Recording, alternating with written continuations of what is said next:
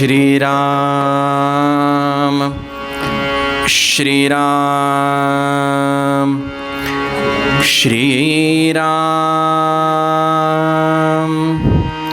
श्रीराम श्रीराम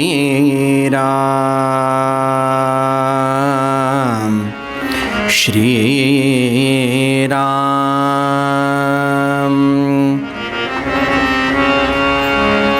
वक्रतुंड महाकाय सूर्यकोटि समप्रभ निर्विघ्नं कुरु मे देव सर्वकार्येषु सर्वदा। गुरुर्ब्रह्मा गुरुर्विष्णुः गुरुर्देवो महेश्वरः गुरुस्साक्षात् परब्रह्म तस्मै गुरवे नमः। मूकं करोति वाचालं पंगुं लंघयते गिरिं यत्कृपातमहं वन्दे परमानन्दमाधवं। जगाच्या कल्याण सतत झटती जे त्रिभुवनी नमो त्या साष्टांगे दैवत असे नारद मुनी। आम्हाला शक्ती द्या बुद्धी प्रभूचे गान करण्या आणि कृपा दृष्टी ठेवा कीर्तनी या रंग भरण्या। बोला पुंडलिक वरदा हरी विठ्ठल श्री ज्ञानदेव। आवाज पंढरीनाथ महाराज की, माऊली ज्ञानेश्वर महाराज की, ब्रह्मचैतन्य गोंदवलेकर स्वामी महाराज की, ब्रह्मानंद गुरु महाराज की जय। जय रघुवीर समर्थ, जय जय रघुवीर समर्थ सद्गुरुनाथ महाराज की जय।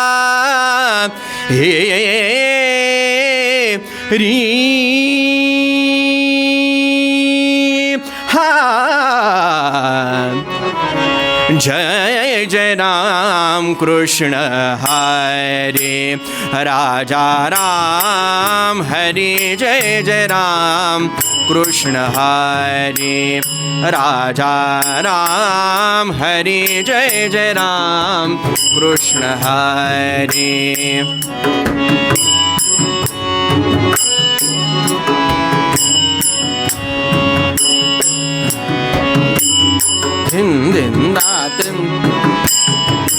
हरे राजा राम हरे। जय जय राम कृष्ण हरे राजा राम हरे। जय जय राम कृष्ण हरे राजा राम हरे। जय जय राम कृष्ण हरे।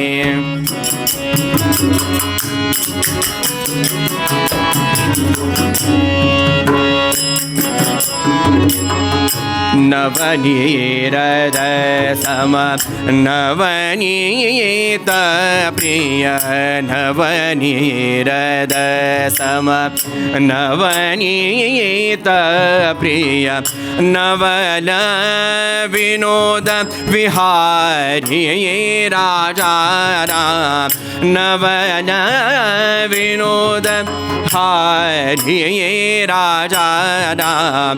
जय जय राम कृष्ण हरे राजा राम हरे। जय जय जय राम कृष्ण हरे।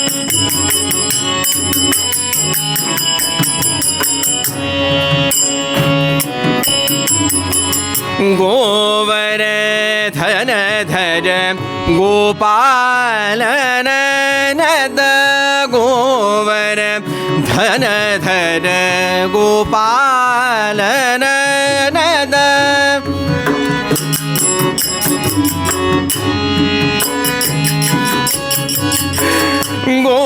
गोवर्धन धर गोपाल नद गोकुल संकट हारी राजा राम गोकुल संकट हारी राजा राम जय जय राम कृष्ण हरे राजा राम हरि जय जय राम कृष्ण हरे।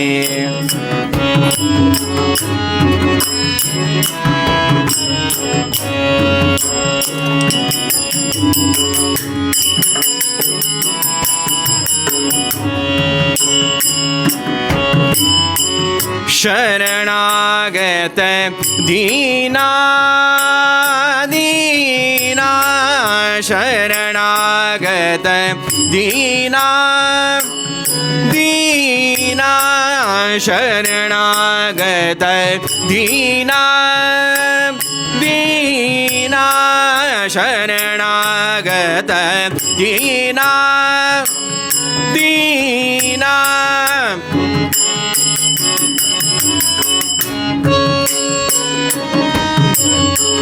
दीना गत दीना गत दीना गत दीना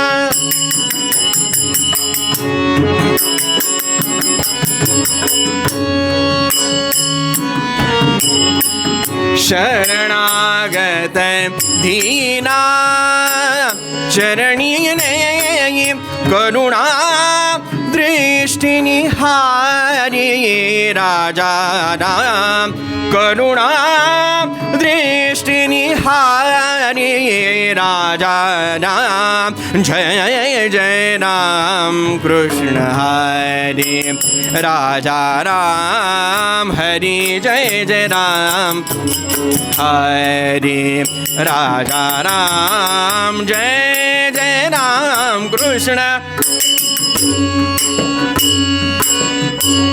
श्री राम सीता राम चरणी लक्ष लागो राजा राम चरणी लक्ष लागो राजा राम चरणी बालकृष्ण चरणी लक्ष लागो सीताराम चरणी लक्ष लागो राजा राम चरणी बालकृष्ण चरणी सीताराम चरणी लक्ष लागो राजा राम चरणी लक्ष लागो लागो राजा राम चरणी लक्ष लागो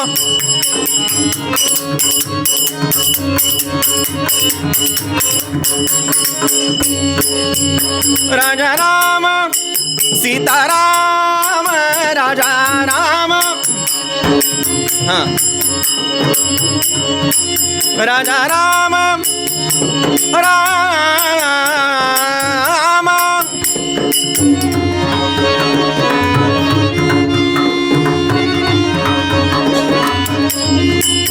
सीताराम चरणी लक्ष लागो राजा राम चरणी लक्ष लागो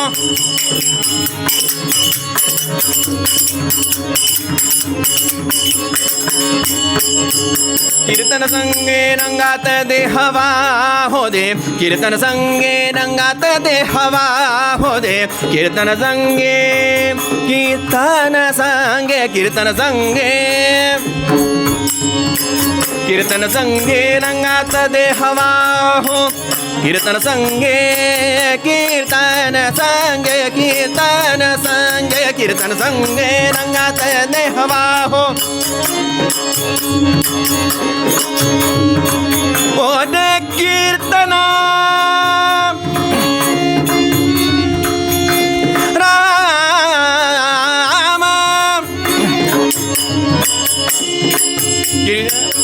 कीर्तन संगे नंगात देहवा हो राजा राम चरणी लक्ष लागो सीताराम चरणी लक्ष लागो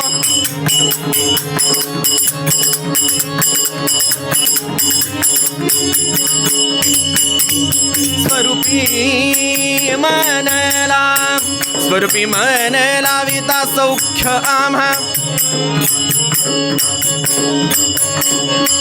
स्वरूपी मन लाविता सौख्य आम्हा स्वरूपी मन लाविता सौख्य आम्हा स्वरूपी मन हे लाविता सौख्य आम्हा स्वरूपी मन गे लाविता मन गे लाविता गे मन गे राम स्वरूपी मन लाविता सौख्य बोलो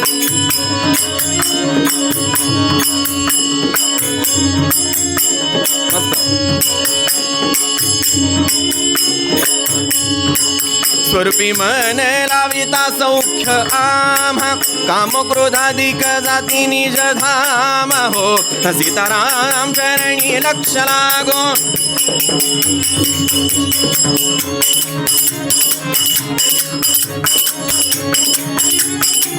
ये बात है सद्रूपा चिन्मय नारायण सद्रूपा चिन्मय नारायण सद्रूपा चिन्मय नारायण सद्रूपा चिन्मय नारायण सद्रूपा चिन्मय नारायण नारायण नारायण नारायण सद्रूपा चिन्मय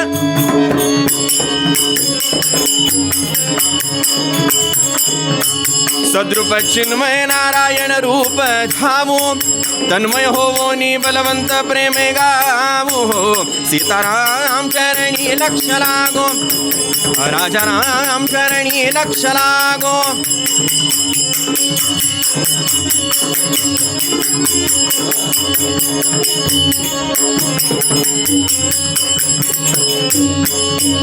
सारा सार वदविता सद्गुरुराया सारा सार वदविता सद्गुरुराया सारा सार वदविता सद्गुरुराया मंगलधाम मंगलधाम मंगलधाम मंगलधाम जीवन नरहरि पाया सीताराम चरणी लक्ष लागो बालकृष्ण चरणी लक्ष लागो राजा राम चरणी लक्ष लागो चरणी लक्ष लागो चरणी लक्ष लाग राम राम राम राम राजा राम सीताराम आवाज राम राम राम राजा राम सीताराम राम राम राम राजा राम सीताराम बोला राम राम राम राजा राम सीताराम राम राम राम राम राजा राम सीताराम चलो राम राम राम राजा राम सीताराम राम राम राम राजा राम सीताराम राम राम राम राजा राम सीताराम राम राम राम राम राजा राम सीताराम पुंडलीक वरदा हरि विठ्ठल श्री ज्ञानदेव पंढरीनाथ भगवान की महारुद्र हनुमान की ब्रह्म चैतन्य श्री गोंदवलेकर स्वामी महाराज की जय जय रघुवीर समर्थ देवर्षि नारद महाराज की जय मंगलमूर्ती मोरया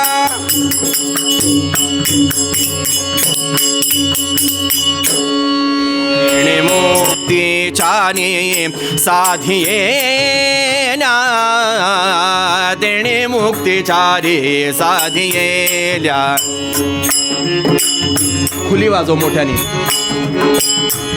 तेणे मुक्तीचारे साधियेल्या, तेणे मुक्तीचारे साधियेल्या, तेणे मुक्तीचारे साधियेल्या.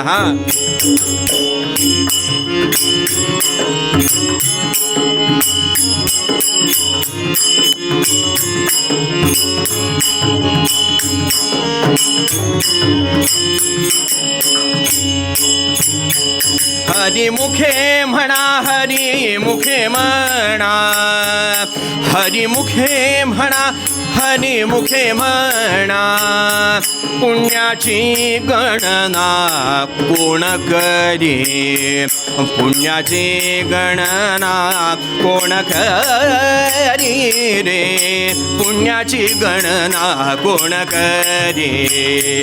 देवाची द्वारे उभा क्षणवणी, तेणे मुक्तीचारे साधियेल्या.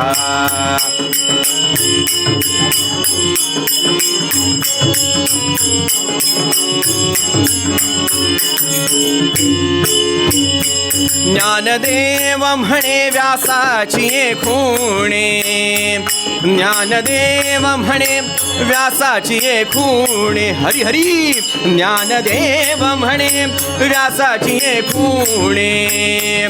द्वारकेचे राणे पांडवा घरी रे, द्वारकेचे राणे पांडवा घरी रे. प्रेमाची द्वारी, देवाची द्वारी उभा क्षणभरी, तेणे मुक्तीचारे साधियेल्या, तेणे मुक्तीचारे साधियेल्या, तेणे मुक्तीचारे साधियेल्या. पुंडलिक वरदा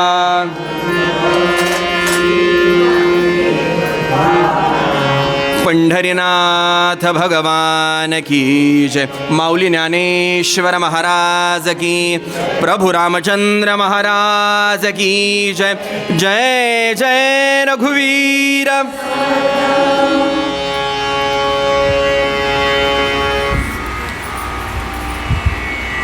स्वर फक्त चालू ठेवा. जे नियमित कीर्तनाला येतात, कीर्तनाकरता म्हणून येतात आणि कीर्तनातच असतात, अशांना साधारण कल्पना असते, किंबहुना माहिती आहे की अभंगाच्या शेवटी पदकर्त्यांचं नाव असतं, आडनाव नसतं. आणि नसतं म्हणून आम्ही ते विचारायला जायचं. अभंगाच्या शेवटी तुका म्हणे असं जर असेल तर आम्हाला लक्षामध्ये येतं अभंग तुकाराम महाराजांचा. अभंग नामदेव महाराजांचा असेल तर नामा म्हणे, बरोबर ना. अभंग म्हणाले आमच्या माऊलींचा असेल तर बाप रखुमा देवीवरू किंवा ज्ञानदेव म्हणे. बरं रामदास स्वामींचा असेल तर रामदास म्हणे किंवा दास म्हणे. म्हणजे अभंगाच्या शेवटी बघा पदकर्त्यांचं नाव असतं. यावरनं अभंग कोणाचा आहे हे आम्हाला सांगता येतं. त्यानुसार आज घेतलेला अभंग ज्ञानदेव म्हणे व्यासाची खुणे, द्वारकेचे राणे पांडवा घरी रे.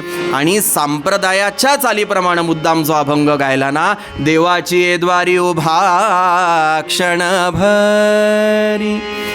आमच्या वारकरी पारंपरिक संप्रदायात ज्यांना विशेष महत्त्वाचं स्थान आहे ना, असे आमचे ज्ञानेश्वर महाराज किंवा माऊली ज्यांना म्हणलं गेलं. श्रोते हो, माझं बाळ रडल्यानंतर जिच्या डोळ्यामध्ये टचकन पाणी येतं ना, तिला आई असं म्हणतात. पण जगातलं कुठलंही बाळ रडल्यानंतर जिच्या डोळ्यामध्ये टचकन पाणी येतं ना, तिला माऊली असं म्हणतात. आणि म्हणून अखिल संत मंडळींमध्ये बघा मंडळी, माऊली होण्याचं भाग्य, तो अधिकार आमच्या ज्ञानेश्वर महाराजांना लाभला. खरं आहे का खोटं आहे? हा अधिकार, ही योग्यता असणारे ज्ञानेश्वर महाराज की ज्यांनी आम्हाला हरिपाठासारखा ग्रंथ दिला, हरिपाठ दिला, आम्हाला ज्ञानेश्वरी दिली. ज्या ज्ञानेश्वरीचं मंडळी दुसरं नावच भावार्थ दीपिका असं आहे.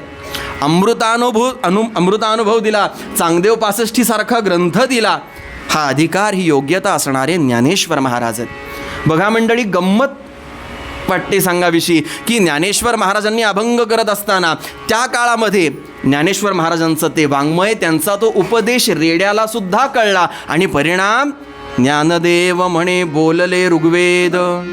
बोलले ऋग्वेद, तो नुसता डोक्यावरती हात ठेवला आणि पैठण क्षेत्री आमचा तो रेडा वेद बोलू लागला. 2 शब्दामध्ये त्या रेड्याची कृतार्थता माऊलींनी साधली मंडळी.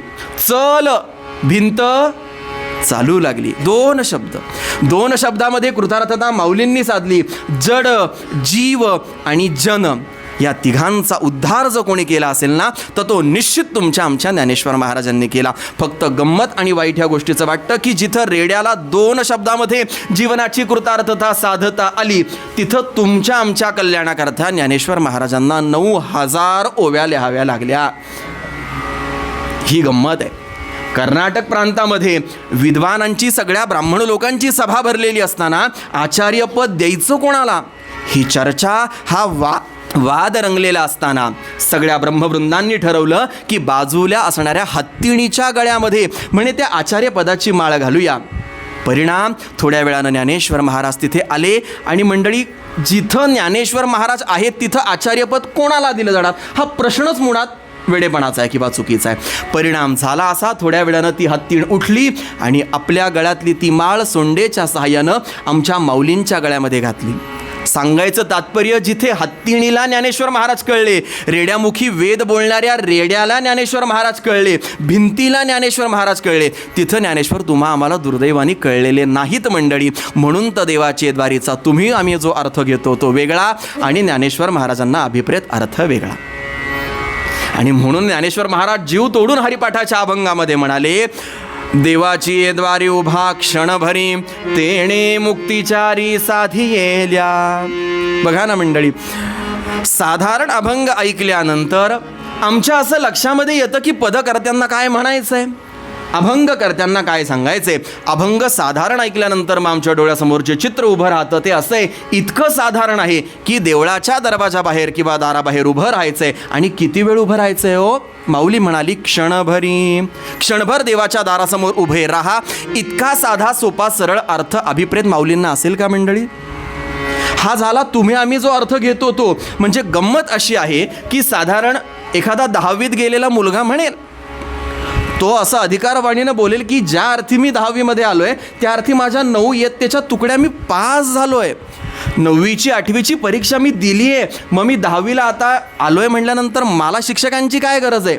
ज्या अर्थी मी 10वीला आलो आहे ना, मला लिहिता येतं, वाचता येतं. पण मंडळी खरं सांगू का, तरीसुद्धा जसं तिथं शिक्षकांची गरज असतेच असते, महाविद्यालयामध्ये गेल्यानंतर जसं शिक्षकांची गरज आहेच आहे, तसं देवाची द्वारी हा अभंग सोडवत असताना, ह्याची गाठ सोडवत असताना, ह्या अभंगाची सेवा करत असताना कीर्तनकारांची, हरिभक्तपरायणांची गरज आहेच आहे. म्हणजे हरिभक्तीपरायण कीर्तनकारांची गरज आहे. ह्याचं कारण आहे, जो तुम्ही आम्ही अर्थ घेतो तो अर्थ माऊलींना अभिप्रेत नाही.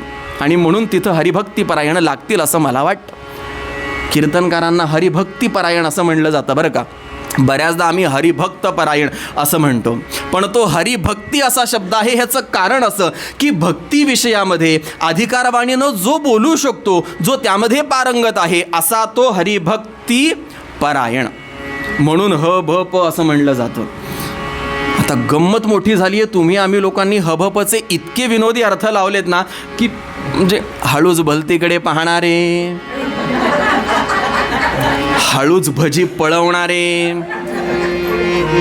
परवा एक ऐकला हरभरे भरडण्यात पटाईत, इथपर्यंत म्हणजे हबपचे जे लावलेले अर्थ आहेत.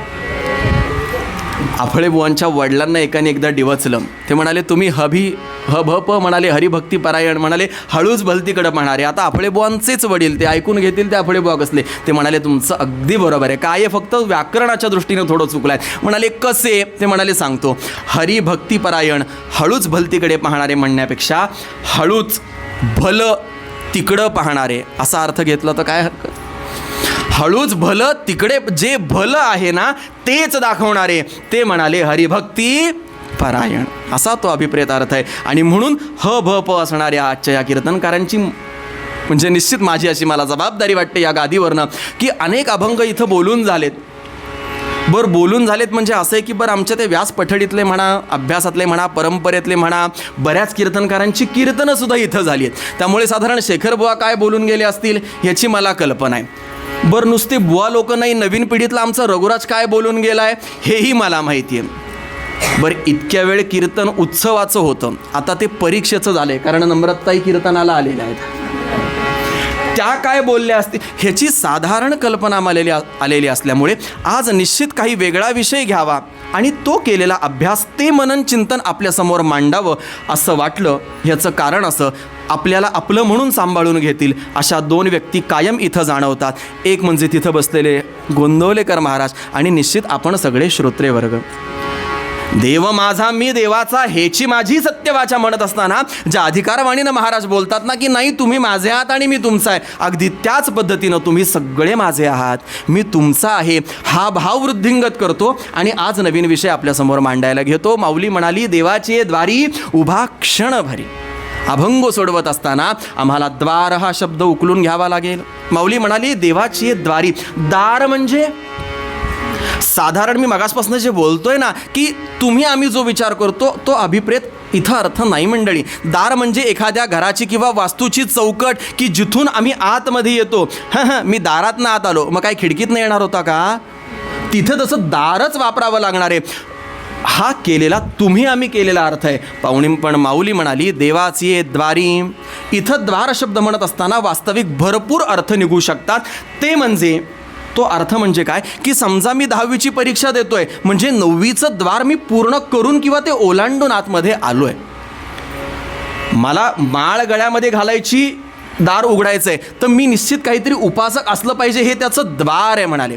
राजकीय क्षेत्र असेल, आध्यात्मिक क्षेत्र असेल, पारमार्थिक क्षेत्र असेल, जर मला तिथं जायचं असेल ना तर मी माझा अधिकार आधी सिद्ध करणं हे त्या विषयाचं दार आहे, ते द्वार आहे.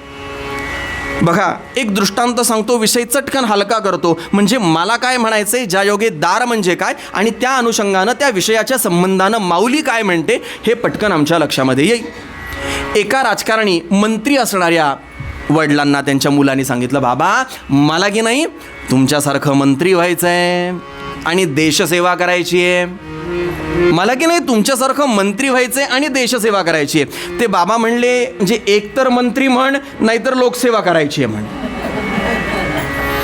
म्हणजे मला निश्चित कल्पना आहे की फार राजकीय मला इथं बोलायचं नाही, पण मंत्रीही आहे, जनसेवाही करायची आहे. का तुला असं व्हावं असं वाटतं? तो म्हणला नाही बाबा मी बघितलंय तुमचे छान छान कपडे, गाडी, बंगला, पैसा, मला की नाही तुमच्यासारखं राजकारण करता आलं पाहिजे.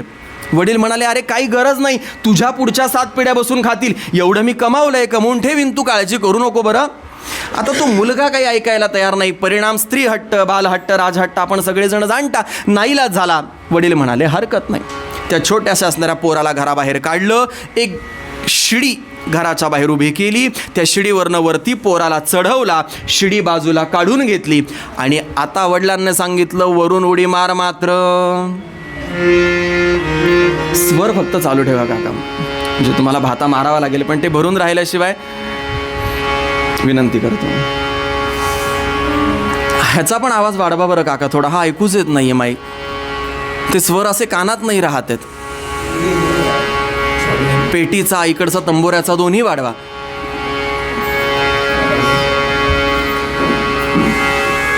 हा चालेल अजून बस.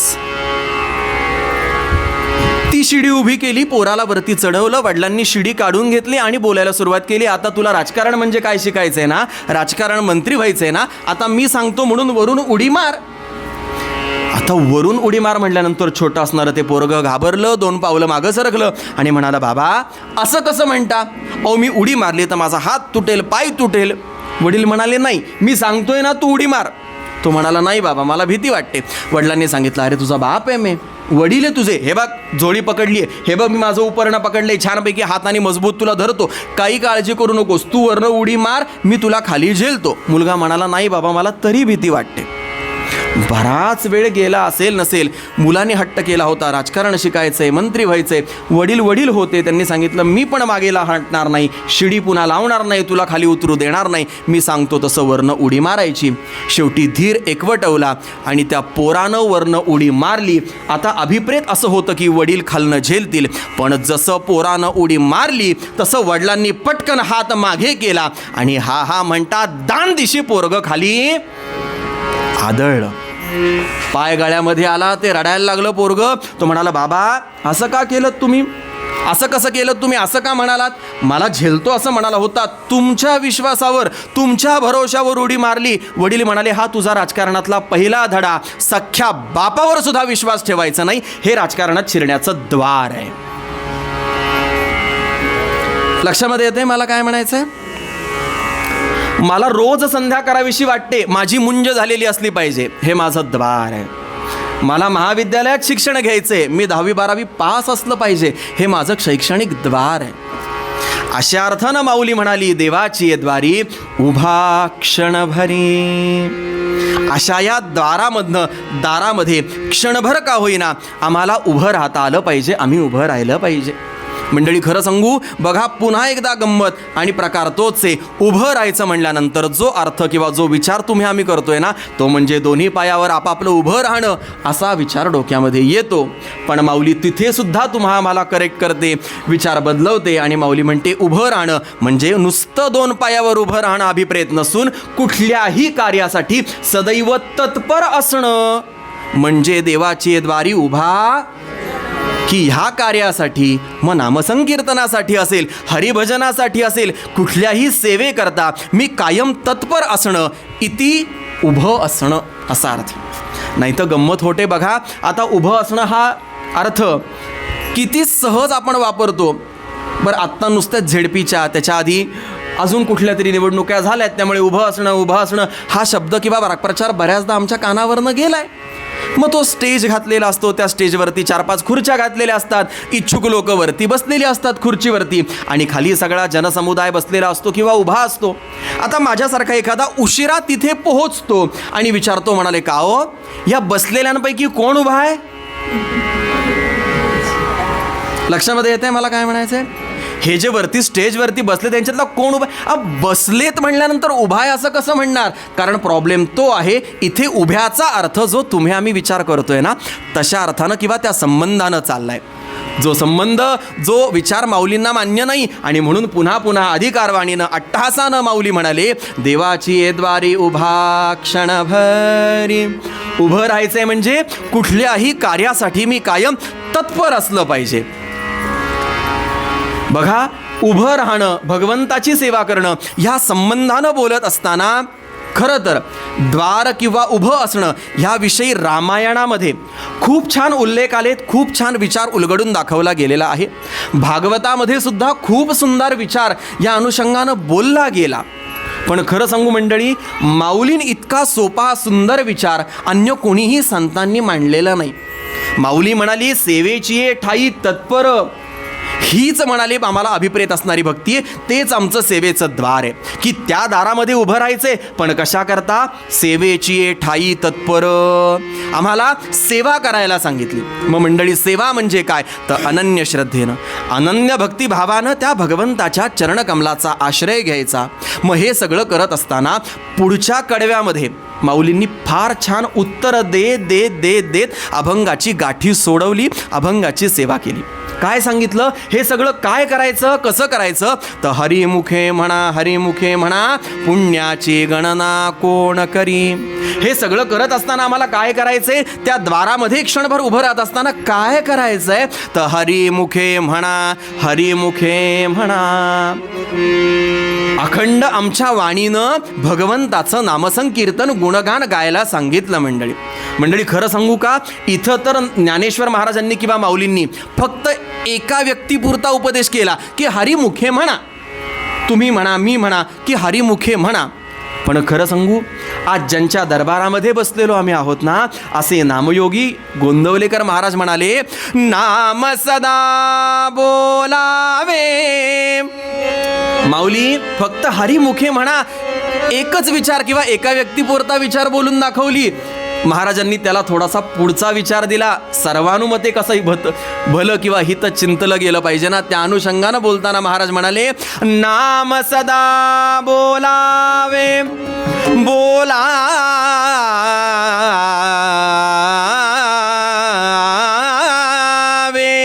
नाम सदा बोलावे. ह्याला आर्य असं म्हणतात. अनेक प्रकारची वृत्त, अनेक प्रकारच्या पद, कटाव, केकावली हे सगळे प्रकार नारदीय कीर्तनामध्ये येतात बरं.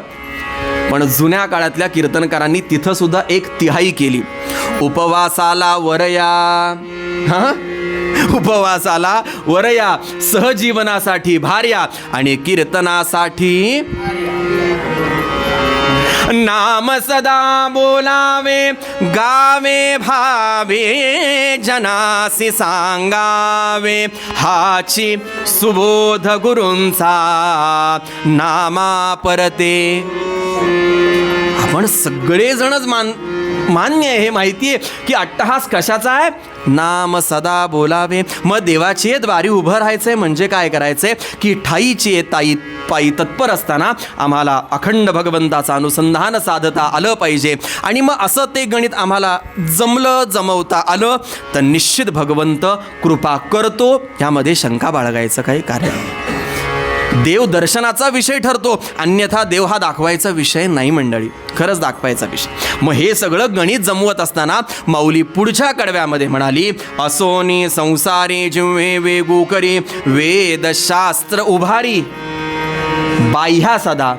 असं चुकून आम्ही बोलून जातो, पण वाक्य थोडं शुद्ध करावं लागेल. बाह्या सदा असं न म्हणता बाह्या सदा.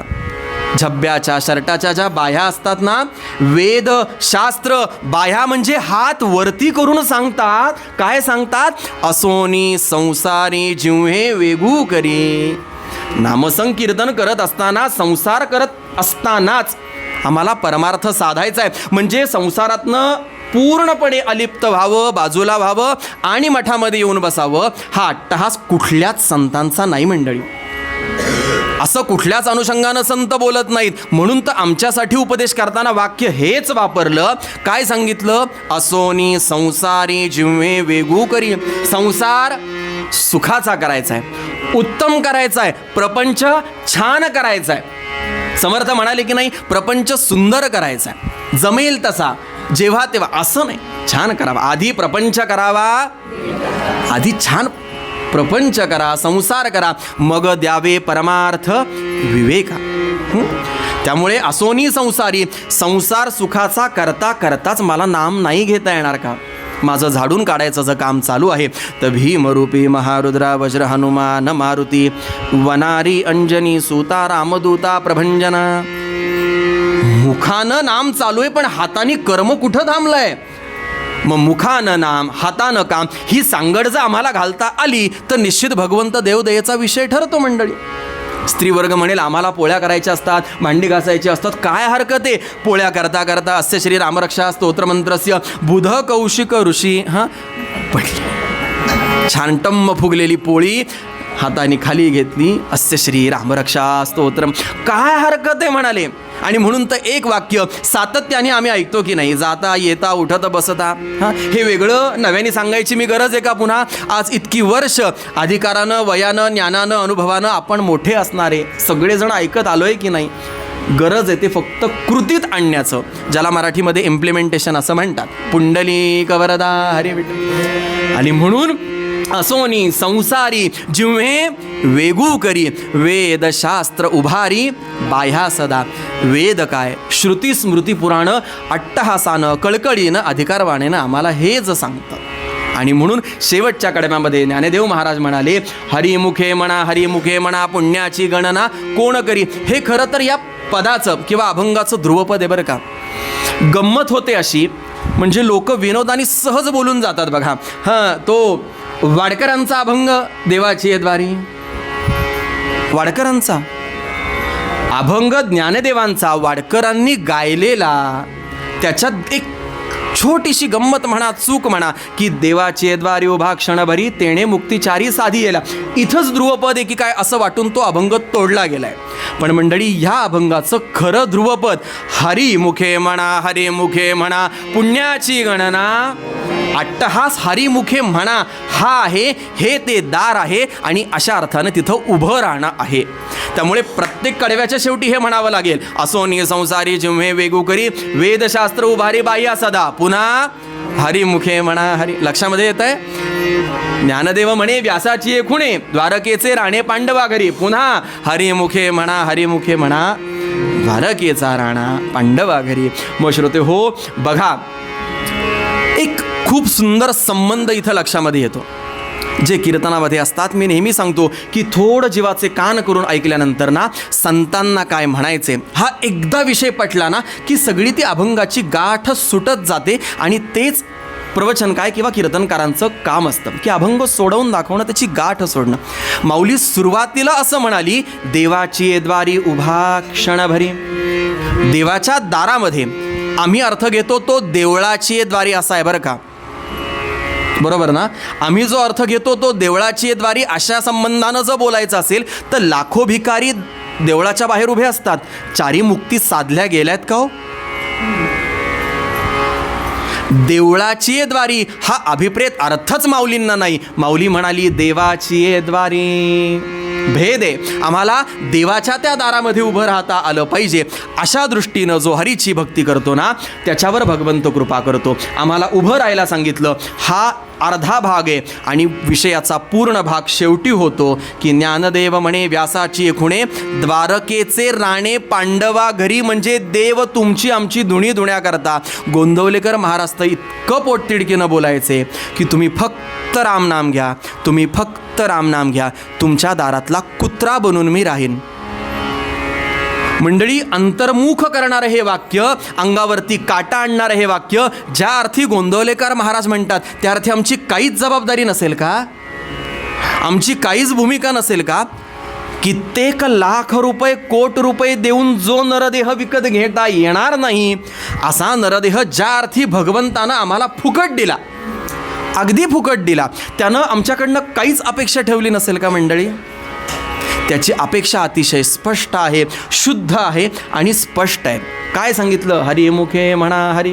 ही त्याची अपेक्षा आहे मंडळी की देवाची द्वारी जावं, अंतर्मुख व्हावं, 10 मिनटं बसावं आणि ते तादात्म्य साधण्याचा प्रयत्न करावा की देवा मला नाही रे तुझ्याशिवाय दुसरं कोणी. हां, मग बघा ना, याकरता विशेष वेळ द्यायची गरज नाही. हे मगाशी बोललो, सकाळी उठल्यापासून रात्री झोपेपर्यंत आम्हाला नाम घेणं शक्य नाही का हो? सकाळी उठल्या उठल्या लगेच लक्षामध्ये आलं पाहिजे, हंतरुणावरनं उठल्यानंतर हात जोडावेत, रामाचं ध्यान करावं आणि म्हणावं प्रभाते मनी. शक्य आहे ना? लगेच सुरू करावं, प्रभाते मनी राम चिंतित जावा, पुढे वैखरी राम अट्टहासे कळकळे, की आधी त्याचं स्मरण करा. आहे ना? कराग्रे वसते लक्ष्मी, करमध्ये सरस्वती. किती छान शिकवलं आम्हाला. मराठी शाळेच्या माध्यमाबद्दल बोलतोय बरं का मी. इंग्लिश मिडियममध्ये हे काही शिकवलं जात नाही. तुम्ही म्हणाल बुवा असं एकदम मराठी माध्यम इंग्रजी माध्यमावर का गेला? एक विनोद आठवला तेवढा फक्त सांगतो, कारण ही कीर्तनकारांची जबाबदारी असते की साधारण विषय थोडा जड झालाय असं बुवा लोकांच्या लक्षामध्ये आलं की पटकन एखादा दृष्टांत सांगायचा, विनोद सांगायचा आणि विषय हलका करायचा. कराग्रे वसते लक्ष्मी, प्रभाते मनी, हे सगळं मराठी माध्यमाच्या शाळांमध्ये बघा परिपाठाच्या तासाला आम्हाला शिकवलं जायचं मंडळी. काळाच्या ओघामध्ये आम्ही फक्त विसरलोय, हा आमचा प्रॉब्लेम आहे. आमच्या शाळेतनं पासआउट झालो 10वीतनं आणि जसं आमच्या शाळेतला ते प्रिन्सिपल मुख्याध्यापक त्या शिक्षकांना कळलं की प्रसाद कीर्तनं करतो, प्रवचनं करतो, व्याख्यानं वगैरे. मला एक दिवशी फोन आला आणि कौतुकानं सर म्हणाले आपल्या शाळेतल्या विद्यार्थ्यांनी शाळेमध्ये गणपती बसवला आहे, गणेशोत्सव मुलं करतायत. तेव्हा माझी अशी इच्छा आहे, शाळेची विनंती आहे की त्या मुलांना काहीतरी संबोधन करण्याकरता किंवा छान एक अर्धा तास तू भाषण करावंस अशी शाळेची इच्छा आहे. आता त्या मुलांना काहीतरी सांगण्याकरता तू ये. आता गंमत अशी की 4थी 5वी छोटी छोटी ती मुलं, गणेशोत्सवाकरता ठेवलेलं व्याख्यान. आता तिथं काय बोलायचं? काय जड बोलणार? काय अध्यात्मन तत्त्वज्ञान आणि अजून काय अवघड बोलणार, मला काही कळलं नाही. म्हणून त्या पोडियमवर व्यासपीठावरती गेलो आणि विचार असा केला की छानपैकी गणेश उत्सव मुलं करत आहेत, तर गणेशाच्या एकंदर अनुषंगानं त्या संबंधानं बोलावं. मग काय बोलायचं गणेशाबद्दल, म्हणून मग गणेशाच्या एकेका अवयवांचं वर्णन करायला सुरुवात केली. की वक्रतुंड म्हणत असताना वाकड्या तोंडाचा असा अर्थ अभिप्रेत आहे का? मग ती उकल करून दाखवली की वक्रतुंड महाकाय सूर्यकोटी समप्रभ हे आम्हाला सांगणं अशा करता आहे गणेशाचं की जो माझी उपासना करणार नाही ना त्याच्यासाठी मी वक्रतुंड आहे, पण जो अनन्य श्रद्धेनं अनन्य भक्तिभावानं मला शरण येईल ना त्यासाठी गणपती म्हणतो सुमुखश्चैक दंतश्च कपिलो गजकर्णकः लंबोदरश्च विकटो विघ्ननाशो गणाधिपः. तो आमच्यासाठी त्यावेळेस सुमुख म्हणजे उत्तम मुखाचा होणार आहे असं मग गणपतीच्या चेहऱ्याबद्दल बोललो. लंबोदर म्हणजे मोठ्या पोटाचा, मग सगळी आमची विघ्न पोटामध्ये घेणारा. शूर्पकर्ण मग सगळं सूप पाखडून घेऊन सुखदुःखाची आत बाहेर करणं. असं सगळं एक एक अवयवाचं वर्णन करत असताना मी सहज बोलून गेलो की गणपती बाप्पाचे कान मात्र सुपा एवढे मोठे होते. हे वाक्य ऐकलं, एका बारक्या पोरानं हातवरती केला आणि तो म्हणाला, दादा बट सूप इज लिक्विड ना.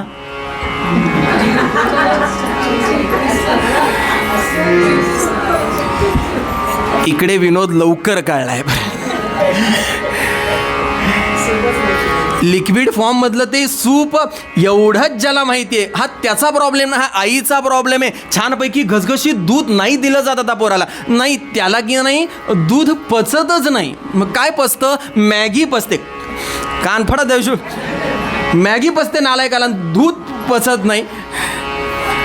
नाही चालणार मंडळी, पुढची पिढी आम्हाला घडवावी लागेल. जे आम्ही शिकलो ना मराठी माध्यमाच्या शाळांमध्ये, ते मराठी माध्यमाचं दार अशा अनुषंगानं माऊली म्हणाली की पुढची पिढी घडवण्याकरता आमचं शिक्षण उपयोगी पडणं. इति देवाची द्वारी उभा क्षणभरी.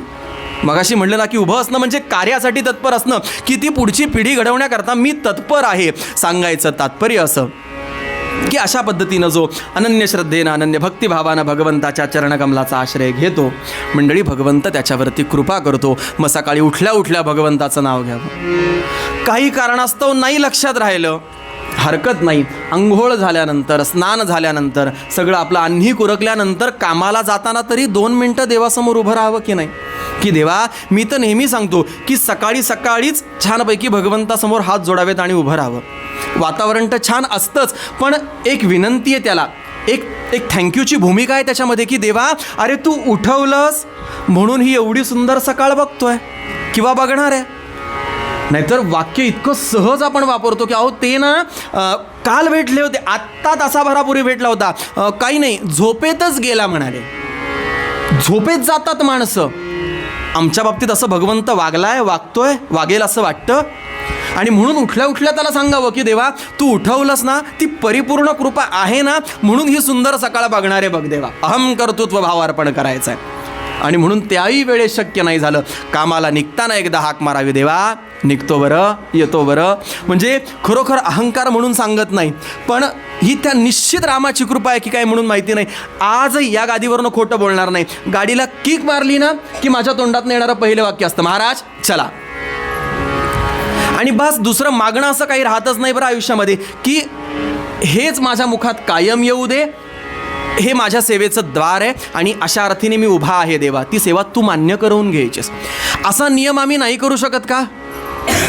निश्चित अहम कर्तृत्व भाव अर्पण करायचं आहे भगवंताला. मी अजिबात कुठेही विसंगती होऊ देत नाही आहे किंवा विषय भरकटू देत नाही आहे. देवाचे द्वारी म्हणत असताना माझं द्वार कोणतं आहे आणि उभं काय राहायचं आहे, उभं कुठल्या अर्थी राहायचं आहे, हा माझा विषय चालला आहे.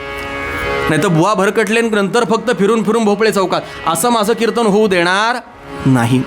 त्या मंगलचरणाच्या कीर्तनात नाही तो लोक फार गंमत करतात. आता मंगलचरणाचं कीर्तन म्हणजे अभंग घ्यावा गणपतीचा, निरूपण करावं गणपतीचं, आख्यान लावावं गणपतीचं, दृष्टांत द्यावेत गणपतीचे. पण लोक म्हणजे सुरुवातीला अभंग तिसराच, निरूपण तिसरंच, तानाजी मालुसऱ्यांचं वीररस पूर्ण चरित्र सांगायचं आणि शेवटी मंगलमूर्ती मोरया. हे मंगलाचरण असू शकतं का? त्यामुळे विषयाची ते तादात्म्य कायम साधायचं, कायम विचार करायचा की देवाची द्वारी उभा क्षणभरी म्हणत असताना तो क्षण जो द्यायचा आहे ना, तो अत्यंत प्रामाणिकपणे दिला तर हरिमुखे म्हणा. हे जमवलं तर द्वारकेचा राणा पांडवा घरी, मग तो आमच्या घरी येतो. हा इतका साधा आणि सोपा विषय आहे. दुपारी कामाला बाहेर पडतो, डबा खायला बसतो, आता तरी भगवंताची आठवण करेल. वदनी कवळ घेता नाम घ्या श्री हरीचे. एक जण तर परवा विनोद ऐकला. मी कीर्तनाला कुठेतरी गेलेलो, मला आठवत नाही का पौरोहित त्याच्या कामाला गेलेलो. आम्ही सगळेजण जेवायला बसलेलो. त्या घरात एक लहान पोरगा होता. आता आम्ही सगळ्यांनी चित्रावती वगैरे घातल्या आणि एका गुरुजींनी म्हणायला सुरुवात केली, वदनी कवळ घेता नाम घ्या श्री हरीचे. तो छोटा मुलगा काही म्हणत नव्हता. ते गुरुजी ओरडले, म्हणाले, बाळा तू का नाही म्हणतेस? तो म्हणला, हा उपदेश आजोबान करताय. ते म्हणले, कसे? वदनी कवळी घेता नाम घ्या श्री हरीचे. वदनी कवळ घेता नाम घ्या. मी मगाशी जे म्हणलं ना, ही आमची जबाबदारी आहे. हे दारात उभं राहणं जे आहे ना, कार्यासाठी तत्पर असणं ना, ही आमची जबाबदारी आहे. दुपारी जेवताना तरी त्याचा आठव करूयात की देवा तू दिलंयस म्हणून छानपैकी 2 घास खाणार आहे. बरं, नाही लक्षात राहिलं हरकत नाही. कामावरनं संध्याकाळी घरी आला, देवासमोर दिवा लावा. खरं सांगू, तिन्ही सांजेला देवघरात दिवा लावला ना, की देवघरात दिवा लावला की देवघरात असल्याचा भास होतो. खरं आहे की खोटं आहे? छानपैकी तो दिवा लावावा, तुपाचा असेल काय तेलाचं असेल ते निरंजन लावावं आणि शुभंकरोती वगैरे जे काही नित्याचे श्लोक असतील ते तरी म्हणावेत. समर्थांचे मनाचे श्लोक म्हणा, ज्ञानेश्वरीतली 2 अभंग म्हणा. मंडळी, खरं सांगू, आजचा जो अभंग निरूपणाकरता घेतलाय ना, तो अभंग म्हणजे हरिपाठातला अभंग. जो हरिपाठ, ज्या हरिपाठाच्या अनुषंगानं किंवा संबंधानं आम्ही बोलतोय, तो हरिपाठ हा समस्त वारकरी संप्रदायाचा किंवा परंपरेचा, त्या परंपरेतल्या लोकांचा संध्येचा विषय आहे बरं का. म्हणजे एखादा ऋत्विज जसं संध्याकाळची संध्या झाल्याशिवाय जेवणार नाही, तसं हे सगळे सांप्रदायिक लोक कमीत कमी हरिपाठाचे 5 अभंग म्हणल्याशिवाय जेवत नाही. ही त्यांची संध्या आहे, हे वर्णन आहे हरिपाठाचं मंडळी. त्यामुळे कमीत कमी संध्याकाळी यावं, देवासमोर बसावं आणि मनाचे श्लोक म्हणावेत, काहीतरी दासबोधातलं काहीतरी म्हणावं, ज्ञानेश्वरीतली एखादी ओवी चाळावी. आम्हाला समजो न समजो विषय फार नंतरच आहे म्हणाले, आमच्या मुखातनं ते येऊ द्या, एक तरी ओवी अनुभवावी. हा अट्टहास काय मंडळी. त्यामुळे वाक्यसुद्धा वापरताना असंच चांगलं वापरावं लागतं. काय? समर्थांचे मनाचे श्लोक, ज्ञानदेवांनी लिहिलेली ज्ञानेश्वरी. तुम्ही म्हणाल, बुवा ह्याच्यामध्ये एवढं ठासून सांगण्यासारखं काय आहे, एवढं अगदी चकार लावून सांगण्यासारखं काय आहे? सांगणं अतिशय स्पष्ट आहे मंडळी. कारण मनाचे श्लोक तुम्ही आम्ही सुद्धा करू शकतो की, जे गायले जाऊ शकतात, म्हणले जाऊ शकतात. पण समर्थांनी केलेले मनाचे श्लोक आणि आम्ही केलेले मनाचे श्लोक यामध्ये काहीतरी फरक असेल की नाही? नाही तर आम्ही मनाचे श्लोक करून करून काय करणार? सदा सर्वदा रोग ह्याला जडावा, त्याचे कारणी डॉक्टर घरासी यावा. मला वाटते ह्याने आधी मरावे आणि त्याचे सर्व काही मजला मिळावे. जय जय. येतंय लक्षामध्ये? म्हणून वाक्य असंच वापरायचं की समर्थांनी लिहिलेले मनाचे. इथं व्याकरणाचा पण नियम आहे बरं का, की कुठं थांबायचं कुठं नाही थांबायचं हे सुद्धा कळावं लागतं, है की नाही? नाही तर आम्ही सगळे बैलगाडीतून आलो, वाक्य छान आहे, पण आम्ही सगळे बैल गाडीतून आलो, चालेल का? म्हणजे मी तर नेहमी विनोदाने सांगतो, हा एक गमतीशीर प्रकार बऱ्याचदा मोठमोठ्या गायकांकडनं सुद्धा होतो बघा. हां, कुठला? आपण तो भूप रागातला एक अभंग म्हणतो बघा, सा रे ग प ध ध सा, भूप सा ध प ग ग प ध प ग रे ग रे ध ध सा आ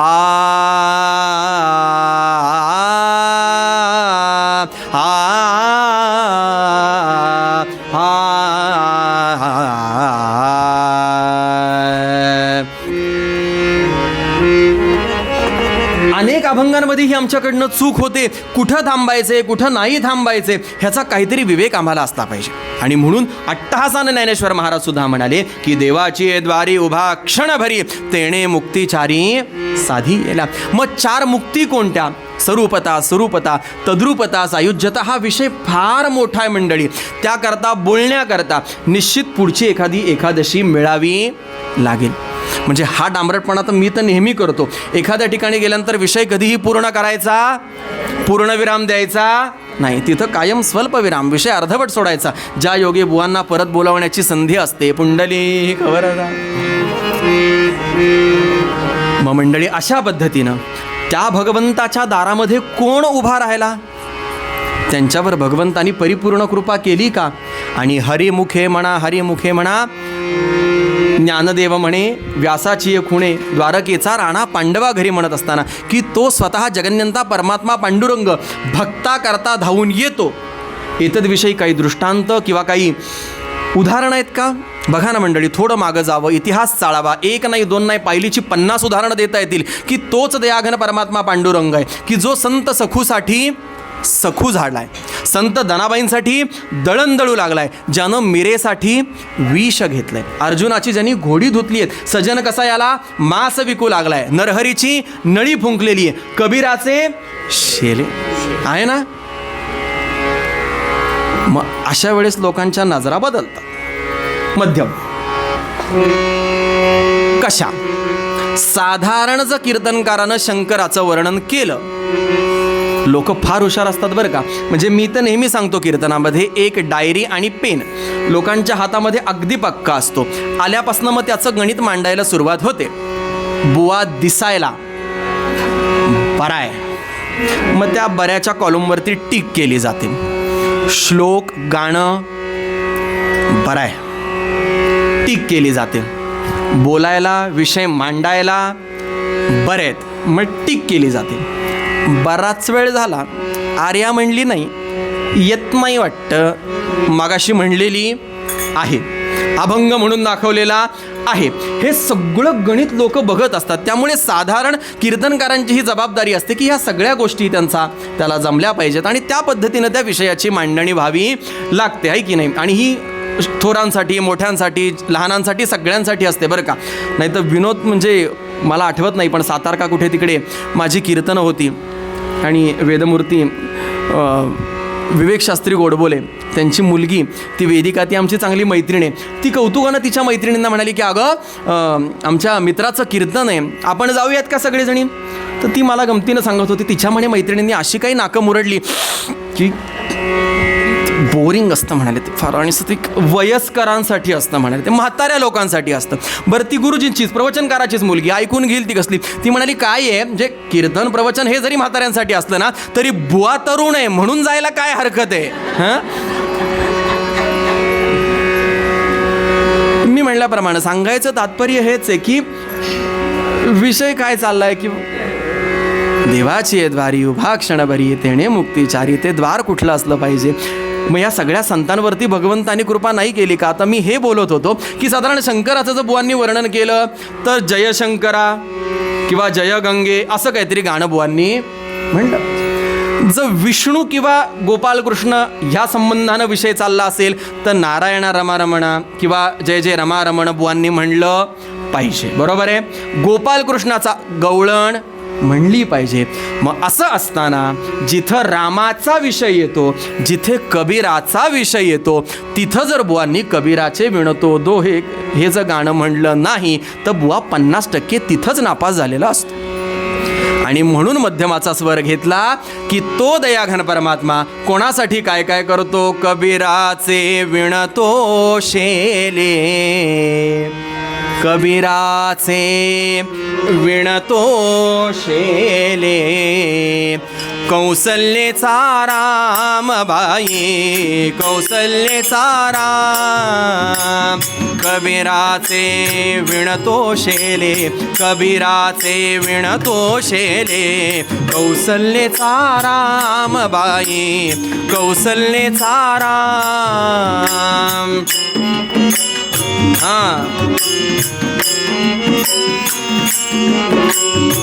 मी मी विनोदानी नेहमी सांगतो की आपल्याकडे भारतीय शास्त्रीय गायन परंपरेमध्ये गोड गाणं 3च लोकांचं होऊन गेलं. कोण? एक म्हणजे छोटा गंधर्व स्वरराज, अतिशय गोड गळा, गोड गाणं. दुसऱ्या माणिकताई वर्मा, ज्यांचं जन्मशताब्दी वर्ष अख्खं जग साजरं करत आहे ना. आणि तिसरे प्रसाद बुवा व्यास, पुंडलिक वरद. हा विनोद म्हणून घ्यायचा बरं का. कौसल्येचा रामबाई, कौसल्येचा राम, कबीराचे विणतो शेले, कौसल्येचा रामबाई, कौसल्येचा राम, कौसल्येचा रामबाई, कौसल्येचा राम. हळूहळू उघडी डोळे. प्रकार काय घडला? श्रीराम जय राम जय, श्रीराम जय राम जय, श्रीराम. नामस्मरण करता करता करता हातानं जे शेला विणायचं काम चालू आहे ना, जे चालू होतं ना, ते काम करता करता कधी ब्रह्मानंदी टाळी लागली, कधी डोळा लागला, कळलं नाही हो. हातातलं काम मात्र अपूर्ण राहिलंय. आणि म्हणून जे वाक्य वापरलं जातं ना की राम हमारा काम करे, हम बैठे आराम. पण तेवढ्या अनन्य श्रद्धेनं, तेवढ्या भक्तिभावानं त्याला शरण जावं लागेल. देवा, देवा मला नाही रे तुझ्याशिवाय कोणी. तू उठवलंयस, तू देतोयस म्हणून खातोय पितोय, एवढा पक्का भाव झाल्याशिवाय देव दयेचा विषय ठरणार नाही बरं. अन्यथा देव हा दाखवायचा विषय नाही, हे मी नेहमी सांगतो. आणि म्हणून हळूहळू उघडी डोळे, पाही जो कबीर, पाही जो कबीर, विणुनिया शेला गेला, शेला गेला, सखा रघुवीर, सखा रघुवीर. कुठे म्हणे राम, कुठे म्हणे राम, कुठे म्हणे राम, कुठे म्हणे राम, कुठे म्हणे राम. कौसल्येचा रामबाई, कौसल्येचा राम, कबीराचे विणतो शेले, कौसल्येचा रामबाई, कौसल्येचा राम, कौसल्येचा रामबाई, कौसल्येचा.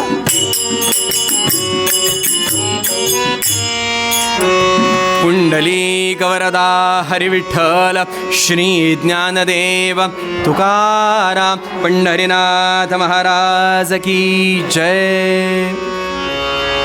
किती 7 पर्यंत कीर्तन ना. आणि म्हणून देवाची येद्वारी उभा क्षणभरी, तेणे मुक्तिचारी साधी गेल्या. हा विषय थोडा पुढे नेत असताना मग आम्हाला असं बऱ्याचदा वाटतं, थोडा संभ्रम निर्माण होतो, काही शंका आम्ही तयार करतो. कुठल्या? की देवानं माझ्यावर कृपा करण्याकरता, ती परिपूर्ण कृपा होण्याकरता माझं वय जास्त असावं लागतं, मी दिसायला की नाही सुंदर असावं लागतं, माझी सांपत्तिक परिस्थिती बरीच उजवी असावी लागते, मी थोडं विद्वान असावं लागतं, असं आम्हाला वाटायला लागलंय किंवा आम्ही समज दुर्दैवानं करून घेतो. बघा मंडळी, इथं बसलेल्यापैकी प्रत्येकानं एक अर्धा मिनिट का होईना अंतर्मुख व्हावं आणि विचार करावा. असं जर असेल किंवा असं जर असतं तर व्याधस्या चरणं ध्रुवस्य च वयो. मला काय म्हणायचंय? व्याधस्या चरणं ध्रुवस्य च वयो विद्या गजेंद्रस्य का कायातिर्विदुरस्य यादवपदे उग्रस्य किं पौरुषं क्युब्जायां कमनीय रूपमपि किं किं तत्सुदाम्नो धनं भक्त्या तुष्यति केवलैर्न तु गुणै भक्तिप्रिय श्रीपती सद्गुरुनाथ. लक्षामध्ये आलं? व्याधस्याचरणम ध्रुवस्य च वयो, माझं वय जास्त असेल तर भगवंत कृपा करतो असं जर असेल, असं जर आम्ही मानत असू, तर त्या ध्रुवाचं, बाळ प्रल्हादाचं वय काय आहे मंडळी? आहे ना? विषय पटतो की नाही? त्या छोट्या असणाऱ्या लेकरावर जर परिपूर्ण कृपा झाली आणि आढळपद मिळवलं, काय दिलं होतं? नारायण नारायण नारायण नारायण नारायण नारायण, तारणारा तू, मारणारा तू, करता तू, धरता.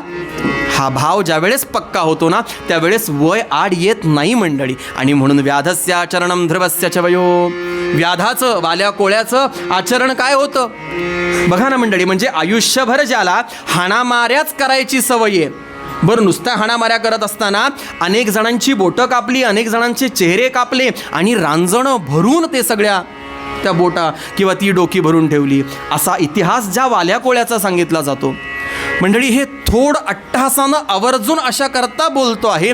इथं एक वाक्य बोललं जातं अनेक कीर्तनकारांकडनं म्हणा, प्रवचनकारांकडनं म्हणा, की तो म्हणे वाल्या कोळी तो हाणामाऱ्या करायचा, त्यामुळे तो मारा मारा मारा असं म्हणायचा. तो रामा काही म्हणू शकला नाही. नारद महर्षी आले, नारदांनी त्याला सांगितलं की अरे तू राम म्हण. तो म्हणला मला काही जमणार नाही. मग ह्या मारा म्हणाला. मग नारदांनी डोकं चालवलं की दोनदा मारा म्हणल्यानंतर एकदा रामा होतोय, काय हरकत आहे? मंडळी, आमच्याकडच्या कथा, आमच्याकडचे दृष्टांत इतके बाळबोध नाहीत बरं का, इतके सरळ मार्गी जाणारे नाहीत. या पुराणातल्या जरी कथा असल्या ना, तरी त्या अनुषंगानं जात नाहीत. मी मगाशी जे वाक्य बोललो ते फार विचारपूर्वक बोललो की आम्ही अभ्यास करत नाही, आम्ही संदर्भ लावून बघत नाही. हा प्रॉब्लेम आमचा आहे, संतांचा नाही. बघा, विचार करण्यासारखी गोष्ट फार छान आहे इथे की जो वाल्या कोळी रामाच्या ऐवजी मारा म्हणतो, मग रामा ह्या शब्दामध्ये र येतो का? येतो. म येतो का? येतो. मग काव म्हणाले मारा म्हणजे उलटं म्हणत असताना म येत नाही काय? र येत नाही काय? मग हा काय डांबरटपणा आहे की मारा म्हणताना मुखामध्ये म येतो, र येतो, पण रामा म्हणताना किंवा राम म्हणताना र येत नाही आणि म येत नाही. चालेल का मंडळी?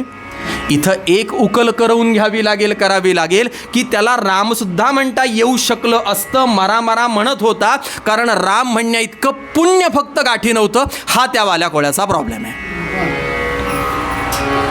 कुठेतरी तो पुण्यसंचय ज्या वेळेस माझ्या गाठीशी होतो ना, तो संचित ते प्रारब्ध जेव्हा त्याचा संचय होतो ना, त्यावेळेस पावलं आपसूक मंदिराकडे वळली जातात. आपसूक हातामध्ये माळ येते, मुखामध्ये राम येतं. हा दृष्टांत तो आहे. मग त्या वाल्या कोळ्यावरती वाल्मिक ज्याचं नाव पडलं हे त्याचं कारण आहे. हां, वाल्मिक म्हणजे वारूळ बरं का, की उपासनेला बसल्यानंतर अंगावरती वारूळ तयार झालं, मुंग्यांचं किंवा सापाचं असतं तसं, तरी देहभान विसरला. इतकी उपासना जेव्हा पक्की केली म्हणून ते वाल्मिक, अशा अर्थी ते वाल्मिकी ऋषी हे नाव पडलं. वारूळ असा त्याचा अर्थ आहे. हां, मग तरी भगवंतानं कृपा केली ना. हां, कितीतरी उदाहरणं देता येतील. व्याधस्याचरणम ध्रुवस्य च वयो विद्या गजेंद्रस्य का. गजेंद्र मोक्षाची कथा सगळ्यांना माहिती आहे की गज म्हणजे हत्ती, इंद्र म्हणजे राजा. हत्तींच्या कळपातला जो राजा आहे, जो अधिकारी आहे, त्याला गजेंद्र असं म्हणलं जातं. सध्या इंद्र नावाच्या लोकांची एकदम चलती आहे बरं का. देव नर है की नाही. आणि थेट संदर्भ कमळाशी हो. हत्ती काय म्हणे, तो पाण्यामध्ये गेला, मगरीनं तो पाय पकडला. आणि त्या मगरीची पण गंमत अशी सांगतात की एरवी मगरीमध्ये कितपत ताकद आहे माहिती नाही, पण पाण्यामध्ये जेव्हा मगर असते तेव्हा तिच्यामध्ये 12 हत्तीचं बळ येतं म्हणे. असा तो गजेंद्र पाण्यामध्ये स्नान करत असताना, डुंबत असताना, स्नान क्रीडा काय जलक्रीडा करत असताना त्या मगरीनं म्हणे पाय पकडला. म्हणून आमच्याकडे मगर मिठी तो शब्द येतो. त्या मगरीनं म्हणे जो पाय पकडला, हा बाहेर जाण्यासाठी प्रयत्न करू लागला, पण बराच वेळ प्रयत्न केल्यानंतर ज्या वेळेस यश येईना, विजय मिळेना, त्यावेळेस मात्र देवाचा धावा सुरू केला. हे देवा नारायणा, हे देवा रमारमणा, हे देवा श्रीरंगा, हे देवा श्रीहरा. गंमत आहे ना. तुमचं आमचं अगदी असंच आहे. जोपर्यंत संकट येत नाही तोपर्यंत काहीही नाही. याकरता वाक्य असं वापरलं गेलं, संकटे येता हरिपाठ आणि संकटे जाता हरीकडे पाठ. प्रयत्न करत असताना आधीच त्याला स्मरण करायचं नाही, आधी 50 ठिकाणचे प्रयत्न करून बघायचे आणि मग कुठंच यश येत नाही असं म्हणल्यानंतर मग देवाचा धावा करायचा. असा जर डांबरटपणा आमच्या भक्तीमध्ये असेल तर देव कृपा करणार नाही. हा त्याचाच निरोप पोस्टमन या नात्यानं आपल्यापर्यंत पोहोचवतो. जसं चांगलं काही पोचवायला मी इथं बंधनकारक आहे, अधिकारवाणीनं बोलतोय, तसं काहीतरी सांगावं लागेल मंडळी, है की नाही. मग त्या गजेंद्रावर सुद्धा परिपूर्ण कृपा का केली आहे मंडळी? आजूबाजूला ज्या वेळेस बघितलं, आता मला खरंच तारणारं कोणी नाही हा विचार ज्या वेळेस पक्का झाला, त्यावेळेस त्या तलावातलं सोंडेनं एक कमल पुष्प तोडलं आणि श्रीहरी म्हणून जे भिरकवलं ना, तर ते पोचस तोपर्यंत म्हणे भगवंत अर्ध्या वाटेत आलेले होते. लक्ष्मी चिडली पण होती म्हणे. पण एकदा का अनन्य श्रद्धेनं कोणी भगवंताला काही पुष्प म्हणा, पत्र म्हणा, म्हणून तर आपण म्हणतो की नाही, पत्रम पुष्पम फलम तोयम, ह्या व्यतिरिक्त पूजेमध्ये दुसरं काही अभिप्रेत नाही. भगवंत आले आणि गजेंद्रावर परिपूर्ण कृपा केली. मग मी फार विद्वान असावं लागतं असं असून चालेल का? विचार बाजूला करावा लागेल. व्याधस्याचरणं ध्रुवस्य च वयो विद्या गजेंद्रस्य का यातिर्विदुरस्य यादवपते. मी उच्च कुळातलं, चांगल्या जातीतलं असावं लागेल. असं जर असेल तर बघा ना, आमच्या सुदामजींची जात काय होती? मी दिसायला सुंदर असावं लागतं असं जर असेल तर आमच्या कुब्जेचं सौंदर्य काय होतं? सुंदर होती काय? हां, शरीरामध्ये जी 8 ठिकाणी वाकडी आहे, जिला देह अवतार साधा तिचा नीट नाही, तोंडातनं लाळ गळतीये, असं केश सांबार सगळा विखुरलेला आहे, अशी दिसणारी ती. पण गोपालकृष्णानं कृपा केली ना. व्याधस्याचरणं द्रवस्य च वयो विद्या गजेंद्रस्य का यातिर विदुरस्य पते. या कुब्जेचं सौंदर्य हा मंडळी, हा न्यूनगंड आम्हाला कुठेतरी बाजूला करावा लागेल की ह्या सगळ्या गोष्टी असेल तर भगवंत कृपा करतो. नाही मंडळी, ह्या सगळ्या गोष्टी मी नेहमी पूजेमध्ये सुद्धा सांगतो, जे आम्ही अर्पण करतो ना, हे सगळं तुमच्या आमच्या करतात. नैवेद्य भगवंताला दाखवला जातो, पण शेवटी पेढे कोण खात आहे?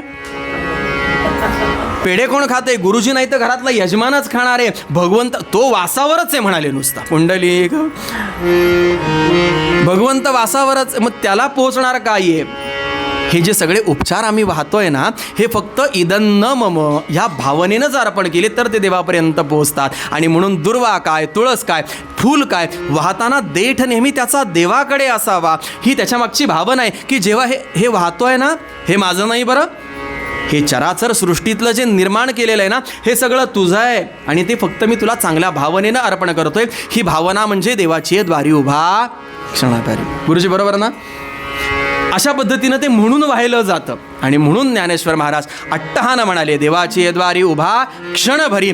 तो क्षणभर का होईना आम्हाला भगवंताच्या चरणाशी उभं राहता आलं पाहिजे. अर्थात इथं एक सुद्धा असाही एक संदर्भ लावला जातो की 100 वर्षांचं आमचं आयुष्य जर 4 तासामध्ये बसवायचं असं जर गणित केलं गेलं तर 1 तास 25 वर्षाचा. अशा अनुषंगानं सेकंदाचं गणित काय होईल? मग तो किती वेळ भगवंता करता द्यायचा आहे हाही भागाकार करून बघावा लागेल. अर्थात मंडळी, हा सगळा विषय निश्चित मोठा आहे, खूप विस्तृत करून सांगण्यासारखा, बोलण्यासारखा आहे. पण साधारण एक सुंदर असं कथानकसुद्धा आपल्यासमोर मांडायचा मानस डोक्यामध्ये असल्यामुळे तुर्तास आजच्या दिवसापुरता पूर्वरंग थोडासा आटोपता घेतो.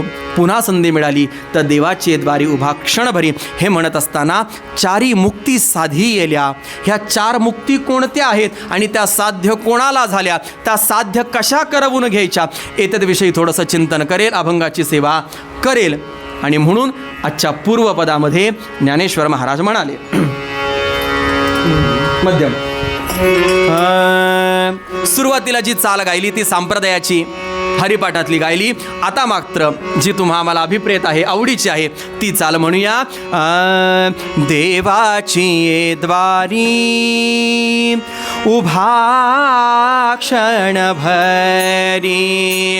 देवाची द्वारी उभा क्षणभरी,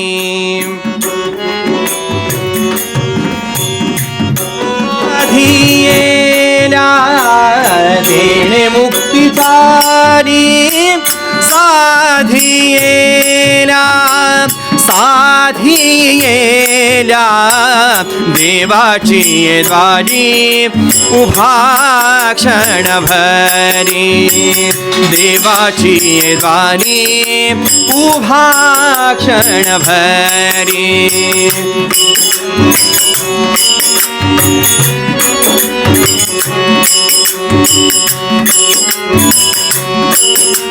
उभा क्षण भरी उभा क्षण भरी उभा क्षण भरी कुंडली गवरदा हरी विठ्ठल श्री ज्ञानदेव तुकाराम पंढरीनाथ महाराज की माऊली ज्ञानेश्वर महाराज की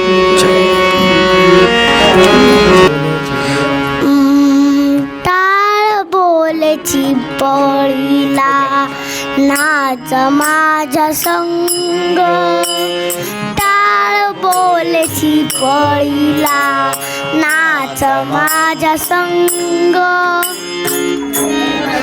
टाळ बोलची पळीला नाच माझा संग देवाचीच्या दारी आज रंगला अभंग देवाचीच्या दारी आज रंगला अभंग दरबारी आले रंग आणि राव दरबारी आले रंग आणि राव सारे करूप नाही भेदभाव सारे करूप नाही भेदभाव गाऊना तू सारे हो गाऊना तू सारे होऊन निचंग देवाजीच्या दारी आज रंगला अभंग देवाजीच्या दारी आज रंगला अभंग जनसेवे पायी काया झिजवावी घाव सोसुनिया मने रिजवावी घाव सोसुनिया मने रिजवावी कैलासाचा दास झाला पांडुरंग कैलासाचा दास झाला पांडुरंग देवाजीच्या दारी आज रंगला अभंग देवाजीच्या दारी आज रंगला अभंग ब्रह्मानंदी देह खुलून जाई ब्रह्मानंदी देह बुडून जाई एक एक खांब वार करी होय एक एक खांब वार करी होय गाऊ नाचू सारे हो गाऊ नाचू सारे होऊनी आतंग देवाजीच्या दारी आज रंगला अभंग देवाजीच्या दारी आज रंगला अभंग टाळ बोलची पळीला नाच माझ्या संग देवाजीच्या दारी आज रंगला अभंग Thank you.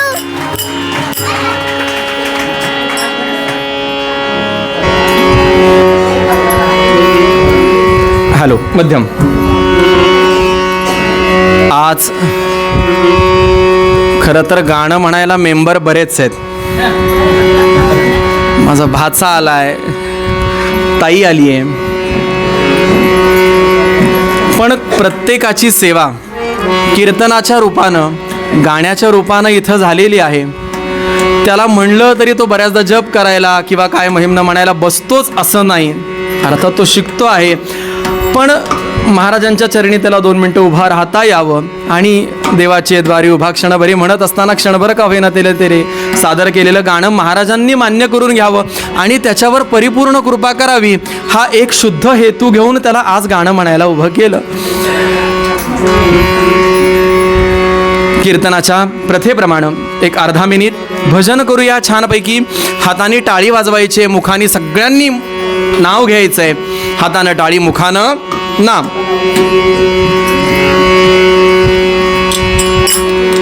विठ्ठल विठ्ठल विठ्ठला हरी ओम विठ्ठला.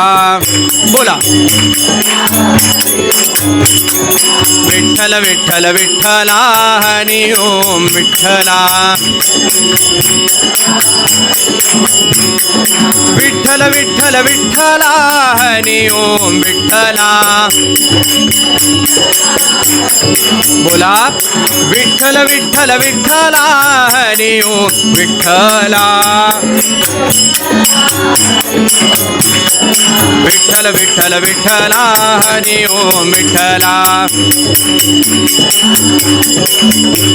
माय बापा विठ्ठला हरी ओम विठ्ठला. रघुपती राघव राजा राम जय पतित पावन सीताराम. आवाज. रघुपती राघव राजा राम पतित पावन सीताराम. सुंदर माधव मेघ श्याम श्रीराम जय जय राम. श्रीराम जय जय राम. श्रीराम जय जय राम. श्रीराम जय जय राम. श्रीराम जय जय राम.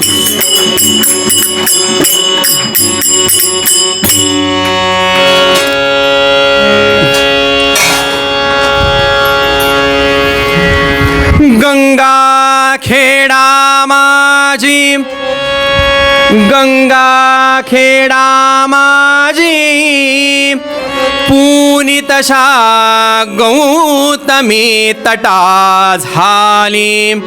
भगवत भक्त जनीती, भगवत भक्त जनीती.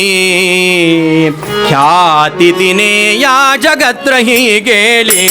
राम राम राम हरे हरे राम राम राम राम सीतापते राम राम राम राम सीतापते राम राम.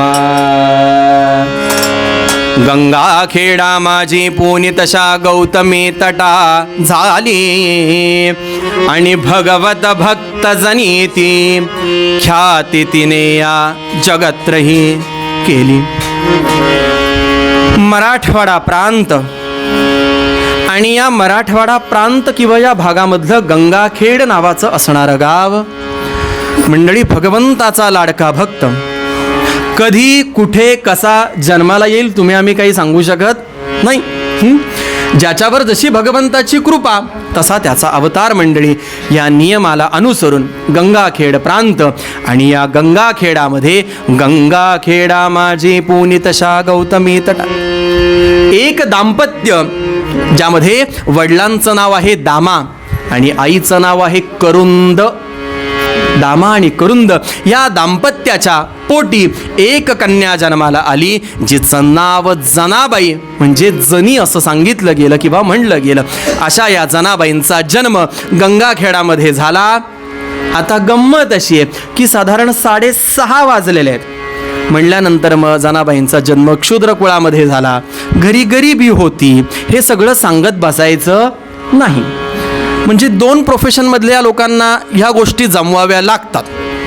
एक म्हणजे टी व्ही मीडियावाले, मालिकावाले, की साधारण 6:30 झालेत, 6:45 कीर्तन संपवायचे म्हटल्यानंतर ह्या एपिसोडला 4 वर्षाची असणारी मुलगी आठवड्याभरात लग्नाला उभी असते की नाही.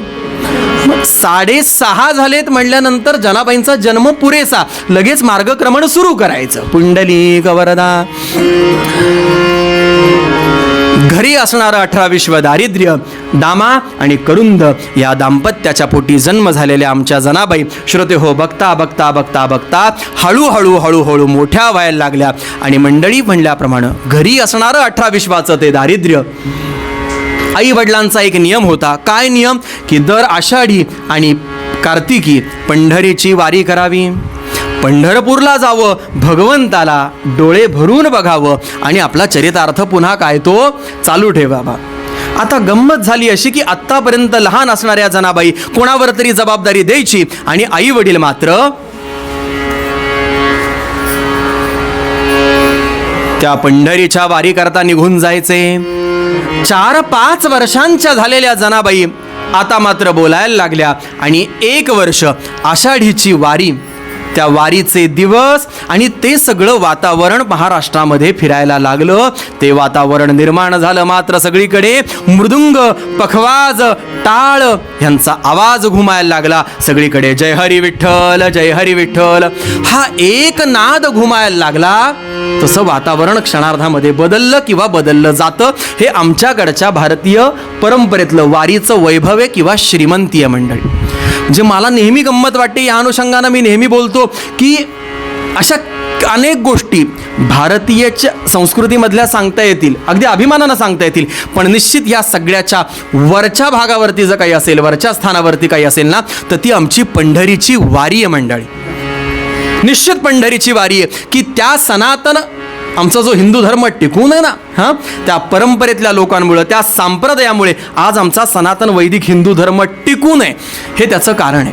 अशी ती पंढरीची वारी, टाळ, मृदुंग, पखवाज यांचा आवाज कानावरती घुमायला लागला. ते सगळं छानपैकी धार्मिक वातावरण निर्माण झालं. तसं आई वडिलांची लगबग सुरू झाली. मात्र पंढरपूरला जायचं, पंढरपूरला जायचं, भगवंताला डोळे भरून बघायचं, पण कधी त्याच्याकडे काही मागायचं नाही. बरं, त्यांनी ठेवलेल्या परिस्थितीमध्ये जसं ठेवलंय ना, तो दिवस गोड मानायचा, आनंदानं जीवन जगायचं. मगाशी पूर्वरंगामध्ये सांगितल्याप्रमाणे की देवा तू ठेवलंयस ना, मी सुखी आहे, बरं मी आहे, आनंदी आहे, हा एक भाव कायम त्याच्याप्रती असणं, हीच मंडळी भक्ती आहे बरं का. हीच उपासना आहे. भक्ती काय, उपासना काय, हे विषय आम्ही अवघड केलेत. दुर्दैवानं आम्ही अवघड केले. पण अनन्य श्रद्धेनं फक्त देवा मला नाही रे कोणी, हा भाव जसा दामा आणि करुंद यांनी ठेवला आणि आयुष्याची इति कर्तव्यता साधली किंवा कल्याण झालं, ते आम्हाला जमवता आलं पाहिजे. आषाढी कार्तिकीचे दिवस पंढरपूरला जायला निघाले. मात्र आता मात्र मोठ्या झालेल्या आणि बोलू लागलेल्या जनाबाई आता मात्र आईचा पदर साडीचा धरला, पदर ओढू लागल्या आणि म्हणायला लागल्या, आई मी सुद्धा येणार बरं पंढरीच्या वारीला, मी सुद्धा येणार. आईनं तो हात झटकला, जवळ घेतलं, सांगितलं, बाळ अगं तू छोटी आहेस, तू लहान आहेस, अजून पंढरपूरला चालत जावं इतकी तू मोठी झालेली नाहीस. बरं पंढरपूर म्हणजे काही जवळ नाही, लांबचा पल्ला आहे.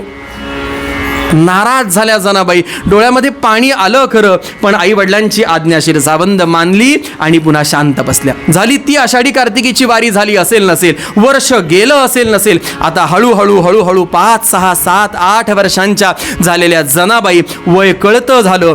आणि एक दिवस मात्र आषाढी कार्तिकीच्या वारीला निघताना आई वडील निघाले. तसं आता थोड्या हट्टाला पेटलेल्या जनाबाई बोलू लागल्या, आई या वेळेस मात्र मी पंढरपूरच्या वारीला येणार. मी बाबांकडनं, आईकडनं तुझं जे वर्णन ऐकलंय ना पंढरपूरचं, तो काळ्या पाषाणातला पांडुरंग काय गोड दिसतो, ते पंढरपूर, ती वाहणारी चंद्रभागा, तो रावळाचा कळस, वाळवंट वाळवंट ज्याला म्हणतात ना, तो मला बघायचा आहे. आणि मंडळी खरं सांगू का, हे निश्चित काळ्या पाषाणातली जी आमच्याकडची पांडुरंगाची मूर्ती आहे ना, ती बघितल्यानंतर दिव्यत्वाची जेथ प्रचिती तिथं आपसूक कर माझे जुळ, हे होतं बरं का मंडळी.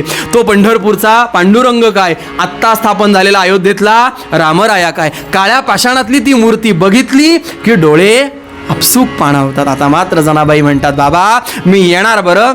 आईनं पुन्हा समजावं, सांगावं, जने अगं लहान आहेस तू, पुढच्या वेळेस तुला नक्की नेईल बरं, अशी तिची समजूत काढायचा प्रयत्न केला खरा. पण आता मात्र अश्रूंचा बांध फुटला आणि जनाबाई बोलू लागल्या. परिस्थिती ज्याला म्हणतात ना, ती मुलांना, अशा घरातल्या मुलांना मंडळी थोडी लवकर कळते. जनाबाई बोलू लागल्या, बाबा आता नाही म्हणू नका, मी येणार अशा करता, कारण लहान मुलांनी करावा, लहान वयात हट्ट करावा, असा हट्ट मी आत्तापर्यंत कधी केला का हो तुमच्याकडं? बाबा आज इतके दिवस झाले माझ्या डोक्याला लावायला तेल नाही म्हणून मी कधी तक्रार नाही केली. बाबा दर सणासुदीला माझ्या अनेक मैत्रिणींच्या अंगावरती मी नवीन कपडे बघते, फ्रॉक बघते, पण ह्या दिवाळीला मला नवीन सदरा का नाही शिवला, नवीन फ्रॉक का नाही शिवला, म्हणून मी कधी अट्टहास केला नाही, हट्ट केला नाही.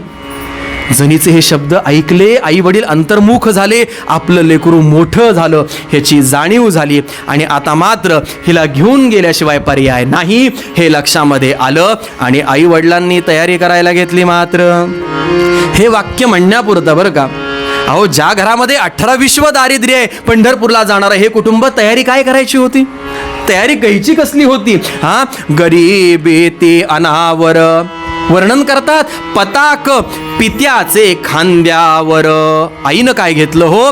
पडशी मातेच्या शिरावर, आणि त्या छोट्या जनीनं टाळ हाती जनीच्या. हीच तयारी म्हणाले. एक गोधडी एका दुसऱ्या गोधडीमध्ये बांधली, ते बोचकं वडिलांच्या हातावरती, एक पताका दुसऱ्या हातामध्ये, आईच्या हातामध्ये काहीतरी पिशवी, आणि छोट्याशा हातामध्ये विठ्ठल विठ्ठल जय हरी विठ्ठल करत करत करत त्या छोट्या हातांमधली टाळ वाजवत वाजवत वाजवत ही सगळी मंडळी पंढरपूरच्या दिशेनं निघाली. मात्र श्रोते हो, लाखानं जमलेली ती पंढरपूरला ती गर्दी, सगळे भाविक श्रोते पंढरपूरच्या दिशेनं मार्गक्रमण करत होते. आणि करता करता करता बराच वेळ अंतर गेले असतील नसतील. आई वडिलांकडे बघितलं तसं बदललेली ती शरीराची चर्या बक्षामध्ये आली. वडील थकलेले दिसू लागले, आई थकलेली दिसू लागली. हा हा,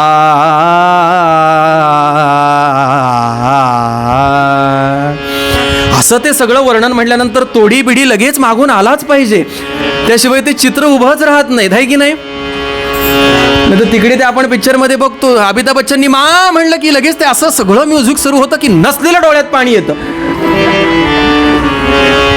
हे कीर्तनामध्ये थोडं अभिप्रेत किंवा अपेक्षित असतं बरं का, म्हणजे माफ करा. ती लहान, म्हणजे मी नेहमी सांगतो की प्रवचन काय, कीर्तनकार काय, जीव तोडून सांगण्याचा प्रयत्न करतच असतात. चालू ठेवा ते का, सांगण्याचा प्रयत्न करतच असतात, जीव तोडून सांगण्याचा प्रयत्न करत असतात. पण बसलेल्या भाविक श्रोत्यांनी अंतर्मुख व्हायचं असतं आणि विचार करायचं असतं की खरोखर तिथे काय प्रसंग घडला असेल किंवा तिथे काय चित्र अनुभवायला मिळालेलं असेल. ती जनाबाई चालते चालते वडिलांची पावलं बघितली, चालणं बदललेलं बघितलं, आई थकलेली बघितली, कमरेतला तो बाक बघितला. जनाबाई पुढे येऊन बोलू लागल्या, आई बाबा आपण थोड्या वेळ थांबूयात का? तुम्हाला त्रास होतोय का? आपण थोड्या वेळ थांबूयात. होय, थांबूयात. बाजूला यावं, त्या गर्दीतनं त्या दिंडीतनं थोडा वाट काढून बाजूला यावं, एखादं झाड बघावं, त्या झाडाखाली बसावं. छोट्याशा त्या जनाबाईंनी आईवडिलांचे पाय दाबावेत. मंडळी, हे सगळं आपण ऐकत जरी असलो ना तरी एक विचार किंवा विवेक कायम जागृत ठेवायचा. वडील मार्गक्रमण करत होते, आई पावलानं चालत होती, जणी हातानं पाय दाबत होती, पण मंडळी या तिघांचंही मुखातलं नाव मात्र थांबलेलं नाहीये. मंडळी, विठ्ठला, पांडुरंगा, देवा, विठ्ठला, कायम ती धावा, ते हाका मारणं आहे ना, ते अखंड चालू आहे. मंडळी, पाय दाबावे. काही वेळ झाल्यानंतर जनाबाईंनी हळूच पुन्हा विचारावं, बाबा चला जाऊयात का? आपली दिंडी ही सगळी वारकरी मंडळी पुढे निघून जातील, आपल्याला लक्षामध्ये येणार नाही, पंढरपूरला जायला उशीर होईल. चला बाबा जाऊयात का? मानेखाली हात घालावा, कसं तरी आईला उठवावं, धरत धरत धरत धरत बापाला उठवावं, दोघांचे हात हातामध्ये धरावेत आणि पुन्हा काहीसा धीर देऊन पुन्हा मार्गक्रमण सुरू करावं. चालता चालता चालता. मंडळी, हे सगळं चित्र ऐकायला खूप त्रासदायक वाटतं बघा. वास्तविक वारीचा आनंद खरं सांगू का, जे लोक वारीला जातात ना त्यांना कळतं की वारी वारी वारी म्हणतात ना, ते काय वैभव आहे आणि काय श्रीमंती आहे ते फक्त वारीमध्ये बघायला मिळतं.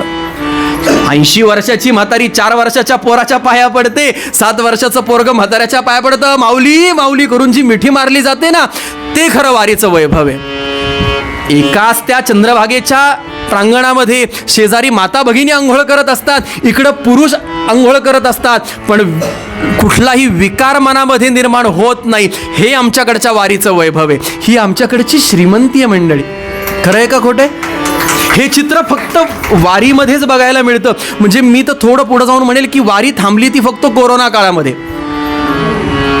पण मला त्याही वेळेस असं वाटलं की तो कोरोना जावा असं जर काही सरकारनं वाटलं असतं किंवा जावा असं जर वाटलं असतं तर उलट वारी होऊन द्यायला पाहिजे होती त्या दरम्यानमध्ये.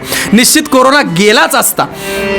ते सामर्थ्य, ते वैभव, ते जे वेडं होणं असतं ना पांडुरंगासाठी, लोक 2 दिवस नाही 8-8 दिवस आधी तयारी करतात. 8-8 दिवस तेवढं वेडं व्हावं लागतं. त्या पद्धतीनं सगळे भार भार भार भार निघालेले हे सगळे वारकरी मंडळी आणि ह्यांची मात्र हळूहळू हळूहळू चाललेली ती चाल, मार्गक्रमण सगळं करता करता करता पुन्हा वडिलांच्या डोळ्यातले पाणी बघावं, दमलेले वडील बघावेत. वडिलांना पुन्हा बाजूला घेतलं, विचारलं, बाबा आता आपण थांबूयात का थोड्या वेळ? आज थोड्या वेळ आराम करूयात का? पुन्हा बाजूला घेतलं, कुठून तरी पाणी मिळवलं, पडलेल्याच त्या पहुडलेल्या अवस्थेतल्या त्या वडिलांच्या मुखामध्ये पाणी घालावं.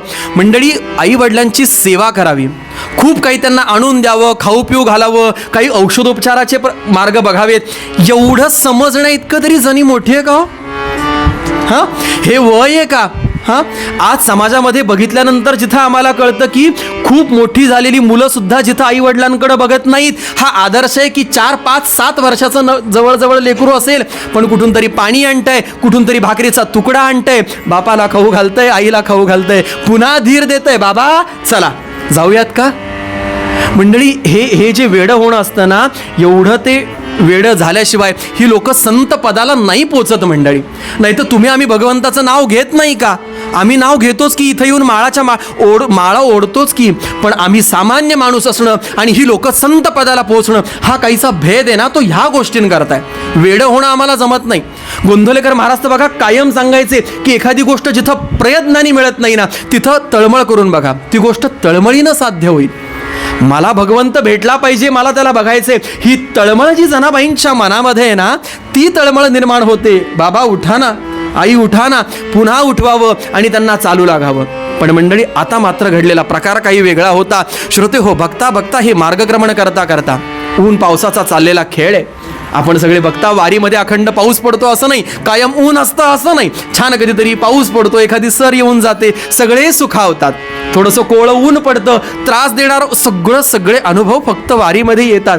मंडळी, आता मात्र संध्याकाळ झालेली, संध्याकाळचा तो गार वारा हळूहळू हळूहळू अंगाला झोंबायला लागलेला, की ज्याचा आता थोडासा त्रास होईल की काय असं वाटायला लागलेलं. कुठेतरी बारीक सर पडून गेल्यामुळे सगळा रस्ता ओला झालेला. बरं, एखादं हंतरुण काढावं, जमिनीवरती टाकावं तर कोरडं नाही हो. झाडाखाली बसावं, पहुडावं तर झाडाच्या त्या पानामधनं थेंब थेंब थेंब थेंब टप टप टप टप अंगावरती पडतात. त्याचा जास्त त्रास होतो की काय. पण त्याही परिस्थितीमध्ये आई वडिलांना बाजूला घेतलं, एक आडोसा बघितला, हंतरुणावरती निजवलं, आई वडिलांना पाणी पाजलं, पाय दाबता दाबता दाबता 10 मिनिटं 15 मिनिटं 20 मिनिटं झाली असतील नसतील, शांतपणे या दोघांनी डोळे मिटले. आपण जाणता मंडळी, हे मिटलेले डोळे झोप घेण्याकरता मिटलेले डोळे नव्हते. 15 मिनिटं अर्धा तास झाला असेल नसेल, आता मात्र हळू आवाजामध्ये जनाबाई बोलतात, बाबा उठा चला. अहो, बरीच मंडळी सगळी पुढं गेली, आपल्याला उशीर होईल बाबा, आपल्याला जावं लागेल, चला ना, उठा ना. का आता तुम्ही नाराज झालाय हो बाबा? आता तुम्ही चिडलाय का हो माझ्यावरती? हां, की इतकी वर्ष या जणीनं काही अट्टहास केला नाही, काही हट्ट केला नाही, पण आता मात्र अशा पद्धतीनं मी तुमच्याकडे हट्ट केला म्हणून तुम्ही रागावलाय का हो माझ्यावरती? अत्यंत हळुवारपणे आईशी बोलण्याचा प्रयत्न करावा, विचारावा, आई अगं तू तरी सांग ना ग बाबांना, की बाबा म्हणून रागावलेत का? बाबा चिडले असतील का ग माझ्यावरती, मी त्यांच्याकडे हट्ट केला म्हणून? पण मंडळी, ह्या प्रश्नाचं उत्तर देण्याकरता जे डोळे उघडले गेले नाहीत ना, ते उघडले नाहीच गेले मंडळी. खरं सांगू, त्या वर्षी बेफाम पडलेला पाऊस आणि त्या दरम्यान आलेली कॉलऱ्याची साथ, ह्याचा परिणाम त्या कॉलऱ्याच्या साथीमध्ये पहिले बळी जर पडले असतील ना, तर ते आमच्या जनाबाईंचे आईबाप धामा आणि करुंद यांचा पहिला बळी घेतला गेला त्या साथीच्या रोगांपासून. बरं, औषधोपचार नाही, वारीतली परिस्थिती थोडीशी प्रतिकूल असल्या कारणानं आई वडील गेलेत हे समजणं इतकं जणीचं वय नाही. अर्धा तासानंतर पुन्हा टाहो फोडून ज्यावेळेस उठवायला लागल्या, बाबा उठा, आई उठा, शरीराची हालचाल होईना, गार पडलेलं थंड पडलेलं ते शरीर ज्यावेळेस हाताला जाणवू लागलं, धावत धावत धावत बाजूला गेली, एका वारकऱ्याच्या हाताला धरून आणलं आणि सांगितलं, काका बघा ना, आई उठत नाही हो, बाबा उठत नाहीत, माझ्या प्रश्नाला उत्तर देत नाहीत. त्या माणसानं कपाळाला गळ्याला काय ते हात लावून बघितला, डोळे बिळे उघडून बघितले, थंड पडलेलं तो देह, ते कलेवर ते शरीर बघितलं. जनीच्या डोक्यावरनं फक्त एकदा मायेनं हात फिरवला आणि तो मारकरी बोलून गेला, बाळ तुझे आई बाबा आता पुन्हा कधी कधी तुझ्याशी बोलणार नाहीत आणि उठणार नाहीत. बरं, त्या वारकऱ्याचे त्या परिस्थितीतले ते शब्द अक्षरशः जनाबाईंच्या काळजामध्ये चर्रकन घुसले. तसेच त्या वारकऱ्याचे हातामध्ये धरले, म्हणते, आजोबा काका असं का म्हणता? ही माझी आई आहे, ते बाबा आहेत, माझ्याशी बोलणार नाही असं का म्हणता? हां, पुन्हा उठणार नाहीत असं का म्हणता? पण मंडळी, खरं सांगू, ते का बोलणार नाहीत, ते का उठणार नाहीत, ते का जवळ घेणार नाहीत, ह्या प्रश्नाचं उत्तर देण्याकरता तो वारकरी तिथं थांबलेला. तो निघून गेला, माझी दिंडी पुढे निघून जाईल ह्या विचारानं तो निघून गेलेला वारकरी. मंडळी, मी मगाशी म्हणल्याप्रमाणे विचार आम्ही करायचा आहे की सगळं मार्गक्रमण, सगळं प्रवास चालू आहे एकीकडं, आणि एकीकडं जनाबाईंच्या परिवाराची ही अवस्था आहे. काय प्रसंग ओढावलेला असेल. इथं मी नेहमी सांगतो ना, आम्हाला आमचं दुःख मोठं करायची फारच सवय लागली. आणि ज्या वेळेस असं वाटेल ना की देव मला काहीच देत नाही, माझीच परीक्षा चालू आहे, सगळं दुःख मी एकटाच भोगतोय, अशा वेळेस संतांची चरित्र वाचावीत. अहो, रामासारखा राम की आदल्या दिवशी निश्चित झालं की उद्या त्याला रत्नजडीत सिंहासनावरती बसायचंय, सापत्न मातेचं वचन ऐकलं आणि जो बिचारा 14 वर्षाकरता वनवासाला गेला. या रामाशी आम्ही बरोबरी करणार आहोत काय? या जनाबाईशी बरोबरी करणार आहोत काय? अनेक संतांची उदाहरणं बघता येतील.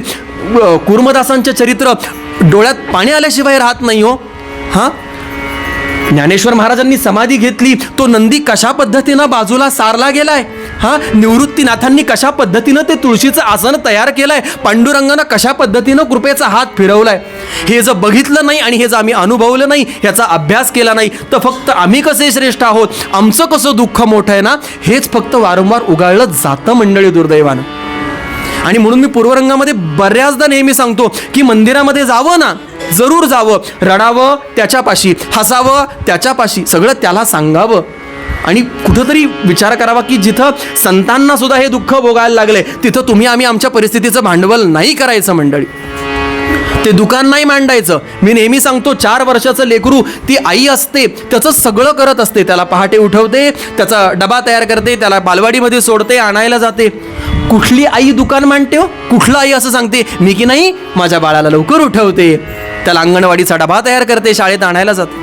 आईनं जे करायचं ना ते आपलं म्हणून जसं केलं जातं, तसं उपासना जी करायची ती परिपूर्ण कृपा होण्याकरता आहे. त्यानं काहीतरी दिलंच पाहिजे हा जेव्हा विचार सोडून मंदिरामध्ये येऊ ना, त्याच वेळेस देवदयेचा विषय होईल किंवा दर्शनाचा विषय ठरेल मंडळी. तो वारकरी निघून गेला, तसं जनाबाईंनी जो टाहो फोडला, आई आई करून, बाबा बाबा म्हणून जो टाहो त्या ठिकाणी फोडला गेलाय ना, ती आर्त हाक भगवंताच्या हृदयामध्ये पोहोचली. कालवा कालव कालवा कालव जी झाली हृदयामध्ये, भगवंताच्या त्या पायाखालची वीट मंडळी थरथरली, थरारली. देवाच्या लक्षामध्ये आलं, अरे एवढी लोक इकडे येण्याचा प्रयत्न करतायत, पण त्या लोकांचा प्रवास वेगळा आहे आणि ह्या लेकराचा प्रवास काही वेगळा आहे. हे लेकरू, हे छोटीशी मुलगी माझ्याकडे येण्याकरता धडपडतीये, धडाडतीये, नाही ती इथं नाही, मला तिथं गेलं पाहिजे. हरिमुखे म्हणा, हरिमुखे म्हणा, पुण्याची गणना कोण करी. ज्ञानदेव म्हणे, व्यासाची गुणे द्वारकेचा राणा पांडवा घरी. ते हरिमुखा म्हणा, हे गणित जमलं ना की तो द्वारकेचा राणा आमच्यासाठी येतो. हा पूर्वरंगाचा समान धागा आहे मंडळी, हा तो समान धागा आहे. तो भगवंत त्याच्या पायाखालची वीट थरथरली, थरारली, पटकन आपल्या गरुडाला, म्हणजे भगवंताच्या रथाचं जे सारथ्य करतात त्याला हाक मारली आणि सांगितलं, गरुडा चला, आपल्याला की नाही भक्त कार्याकरता जायचंय. गरुडा, अहो एक छोटा भक्त आहे. खरं सांगू, आज नामदेव महाराज काय, ज्ञानदेव काय, ह्या सगळ्या संतांच्या लाईनीमध्ये किंवा त्या पंक्तीमध्ये बसवावा इतका एक छान भक्त तुमच्या या संत मालिकेमध्ये येणार आहे. आपण त्याच्याकरता जाऊया. गरुडानं हा पोकार दिला, भगवंताला पाठीवर घेतलं आणि तो गरुड जनाबाईंपाशी आला. मात्र भगवंतानी जनाबाईंच्या डोक्यावरनं हात फिरवला, अगदी कळकळीनं तिला जवळ घेतलं, आपल्या उपरण्यानं जनाबाईचे डोळे पुसले. मी नेहमी सांगतो तसं मंडळी, बघा ना, विचार करून बघा ना की साक्षात जगन्यंता परमात्मा पंढरीचा राणा तो पांडुरंग यावा आणि त्यानं त्याच्या शेल्यानं आपले डोळे पुसावेत. काय पाहिजे हो आयुष्यामध्ये अजून? मागण्यासारखं किंवा मिळवण्यासारखं काही राहिलंच नाही ना, काही राहिलंच नाही. त्या जनाबाईला घट्ट हृदयाशी कवटाळलं. काय प्रकार घडलाय तेवढंच तिला सांगितलं. गरुडाला सांगितलं, गरुडा एक काम करा. काय कराल? जनाबाईंना घेऊन मी पंढरपुरामध्ये जातो आहे, पण आई वडिलांची व्यवस्था तुम्ही करा. बघा पुढचं काय ते क्रियाकर्म तुम्हाला करायचे. इथं गरुडाला म्हणे थोडा अहंकार झाला आणि गरुड भगवंताला उलट बोलू लागला की देवा, काय म्हणाले देवा, मी कोण आहे, काम काय सांगतायत, जरा काही विचार, काही तादाद, काही बरं काम सांगा की नाही. अहो माझा अधिकार असा आहे की आकाशातनं कोणाला आणायचंय, पाताळातनं कोणाला आणायचंय, ही माझी योग्यता, हा माझा अधिकार. आणि तुम्ही काय काम सांगता की जनाबाईंच्या आईवडिलांची सेवा करा. एकदा फक्त भगवंतानी गरुडाकडे बघितलं आणि सांगितलं, गरुडा काय आहे? ह्याला माझी आज्ञा असं म्हणतात, ह्याला देवाज्ञा असं म्हणतात, आणि ती मोडली की देवाज्ञा. तसं काही व्हावं असं वाटत नसेल तर सांगतोय ते करा म्हणाले. आज्ञा मान्य केली आणि गरुड तिकडनं निघून घेतला. त्या छोट्याशा जनाबाईला बरोबर घेतलं. मंडळी, इथे वर्णन असंही जनाबाईंच्या चरित्रातलं की पंढरपुरातल्या त्या स्त्रियांच्या रांगेपर्यंत आणून सोडण्याचंच काम भगवंताने केलंय. मगाशी जे मी म्हणलं ना की परीक्षा कायम आम्हाला द्यावी लागते, मग तो भगवंत आलाय म्हणल्यानंतर आता कृपा झाली असं नाही झालंय मंडळी. आमची परीक्षा बघायला भगवंताला निश्चित आवडतं. त्या परीक्षेला आम्ही पात्र व्हायचं असतं, आम्ही सिद्ध होऊन दाखवायचं असतं. त्या महिलांच्या रांगेमध्ये आणून सोडलं. खरं सगळे लोक गडबड करत होते, चला पुढं चला पुढं. ती बडवे मंडळी ओढत ओढत ओढत ओढत सगळे एकेकाला पुढं ढकलत होती. देवासमोर आली खरी, तिचा नंबर आला.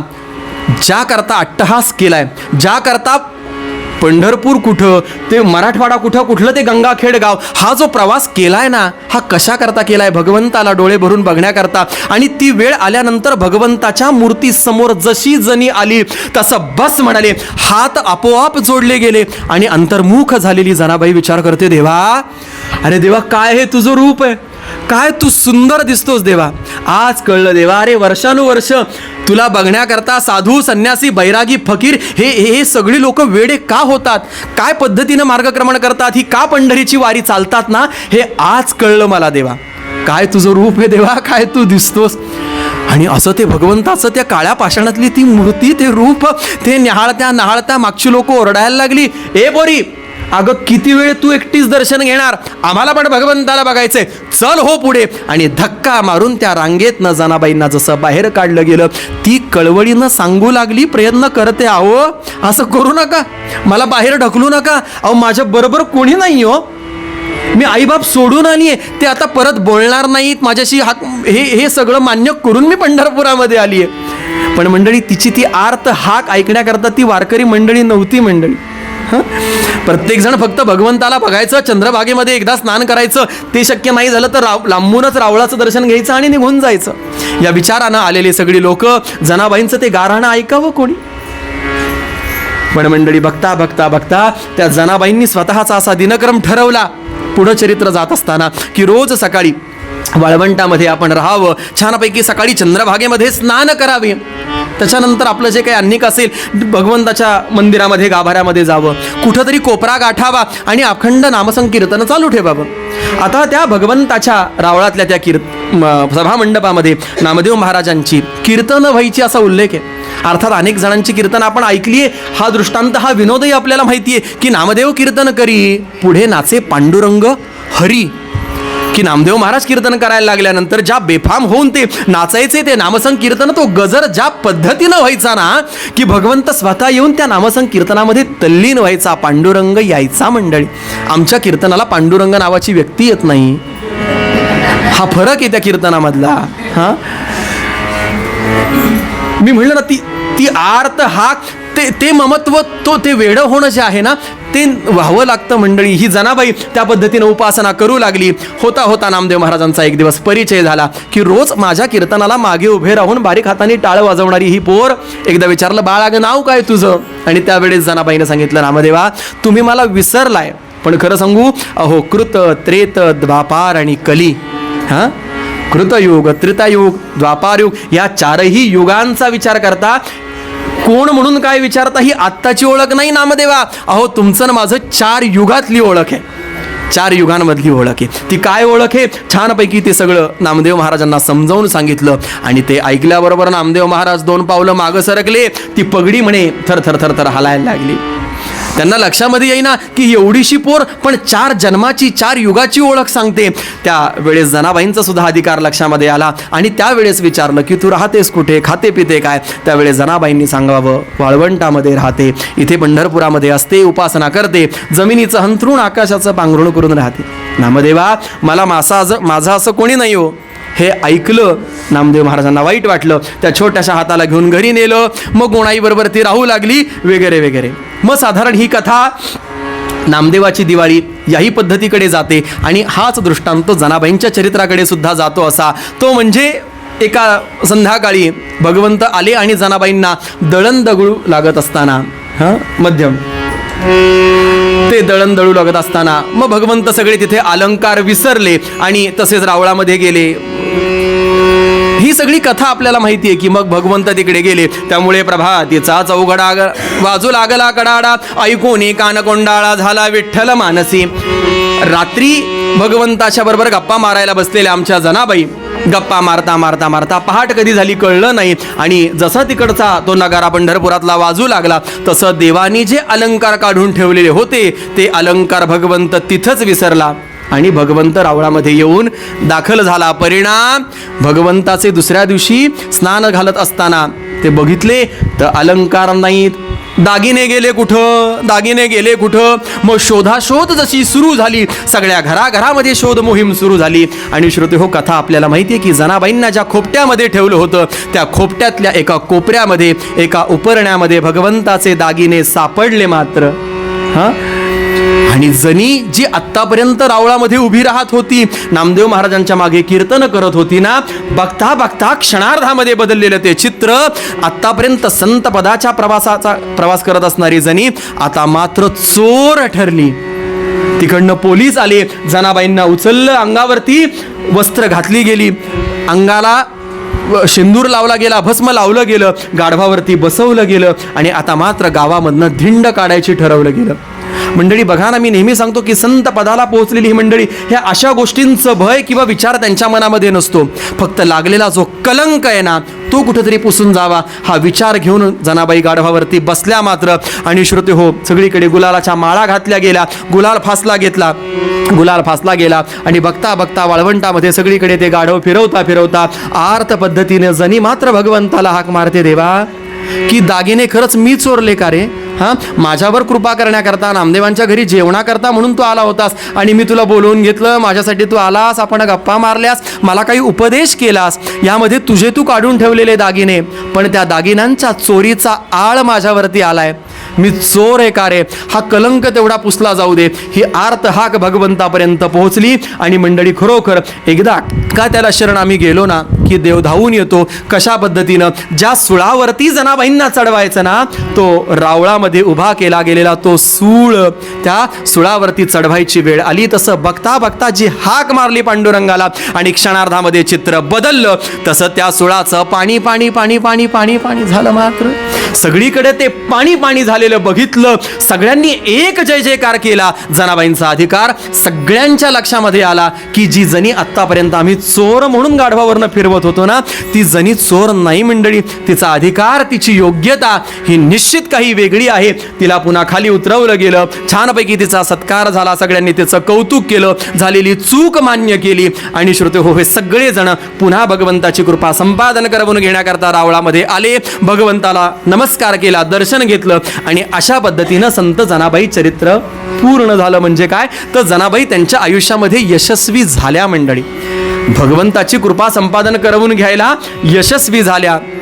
पूर्वरंगामध्ये सांगितल्याप्रमाणे की देवाची द्वारी उभा क्षणभरी म्हणत असताना आमचं द्वार म्हणजे भगवंताला अभिप्रेत दार काय आहे आणि उभं राहणं म्हणजे कुठल्या अर्थी उभं राहणं आहे, हे एक गणित जर आम्हाला जमवता आलं तर निश्चित भगवंत तुमच्या आमच्यावर कृपा करेल. आणि ती सगळ्यांवर कृपा करावी एवढंच मागणं महाराजांच्या चरणी मागायचं. दुसरं मागणं असं काही राहत नाही. बस या ठिकाणी एकादशीच्या या दिवसाची कीर्तन सेवा करण्याची संधी या नेने घाट सगळ्या मंडळींनी मला दिलं, उपासकांनी दिली. सगळ्यांचे आभार नाही, पण सगळ्यांच्या ऋणामध्ये राहायला नक्की आवडेल. अशीच महाराजांनी वारंवार सेवा करवून घ्यावी हे मागणं कायम असतं. ते पुन्हा एकदा मागतो. पाटणकर काका असतील, कानडे गुरुजी असतील, छान पद्धतीनं मला सांभाळून घेतलं. दोघांचे पण आभार. बस अजून कोणाचे आभार विशेष मानत नाही. छानपैकी भैरवी म्हणूया. या ठिकाणी आरती होईल आणि आजच्या कीर्तनाची सांगता.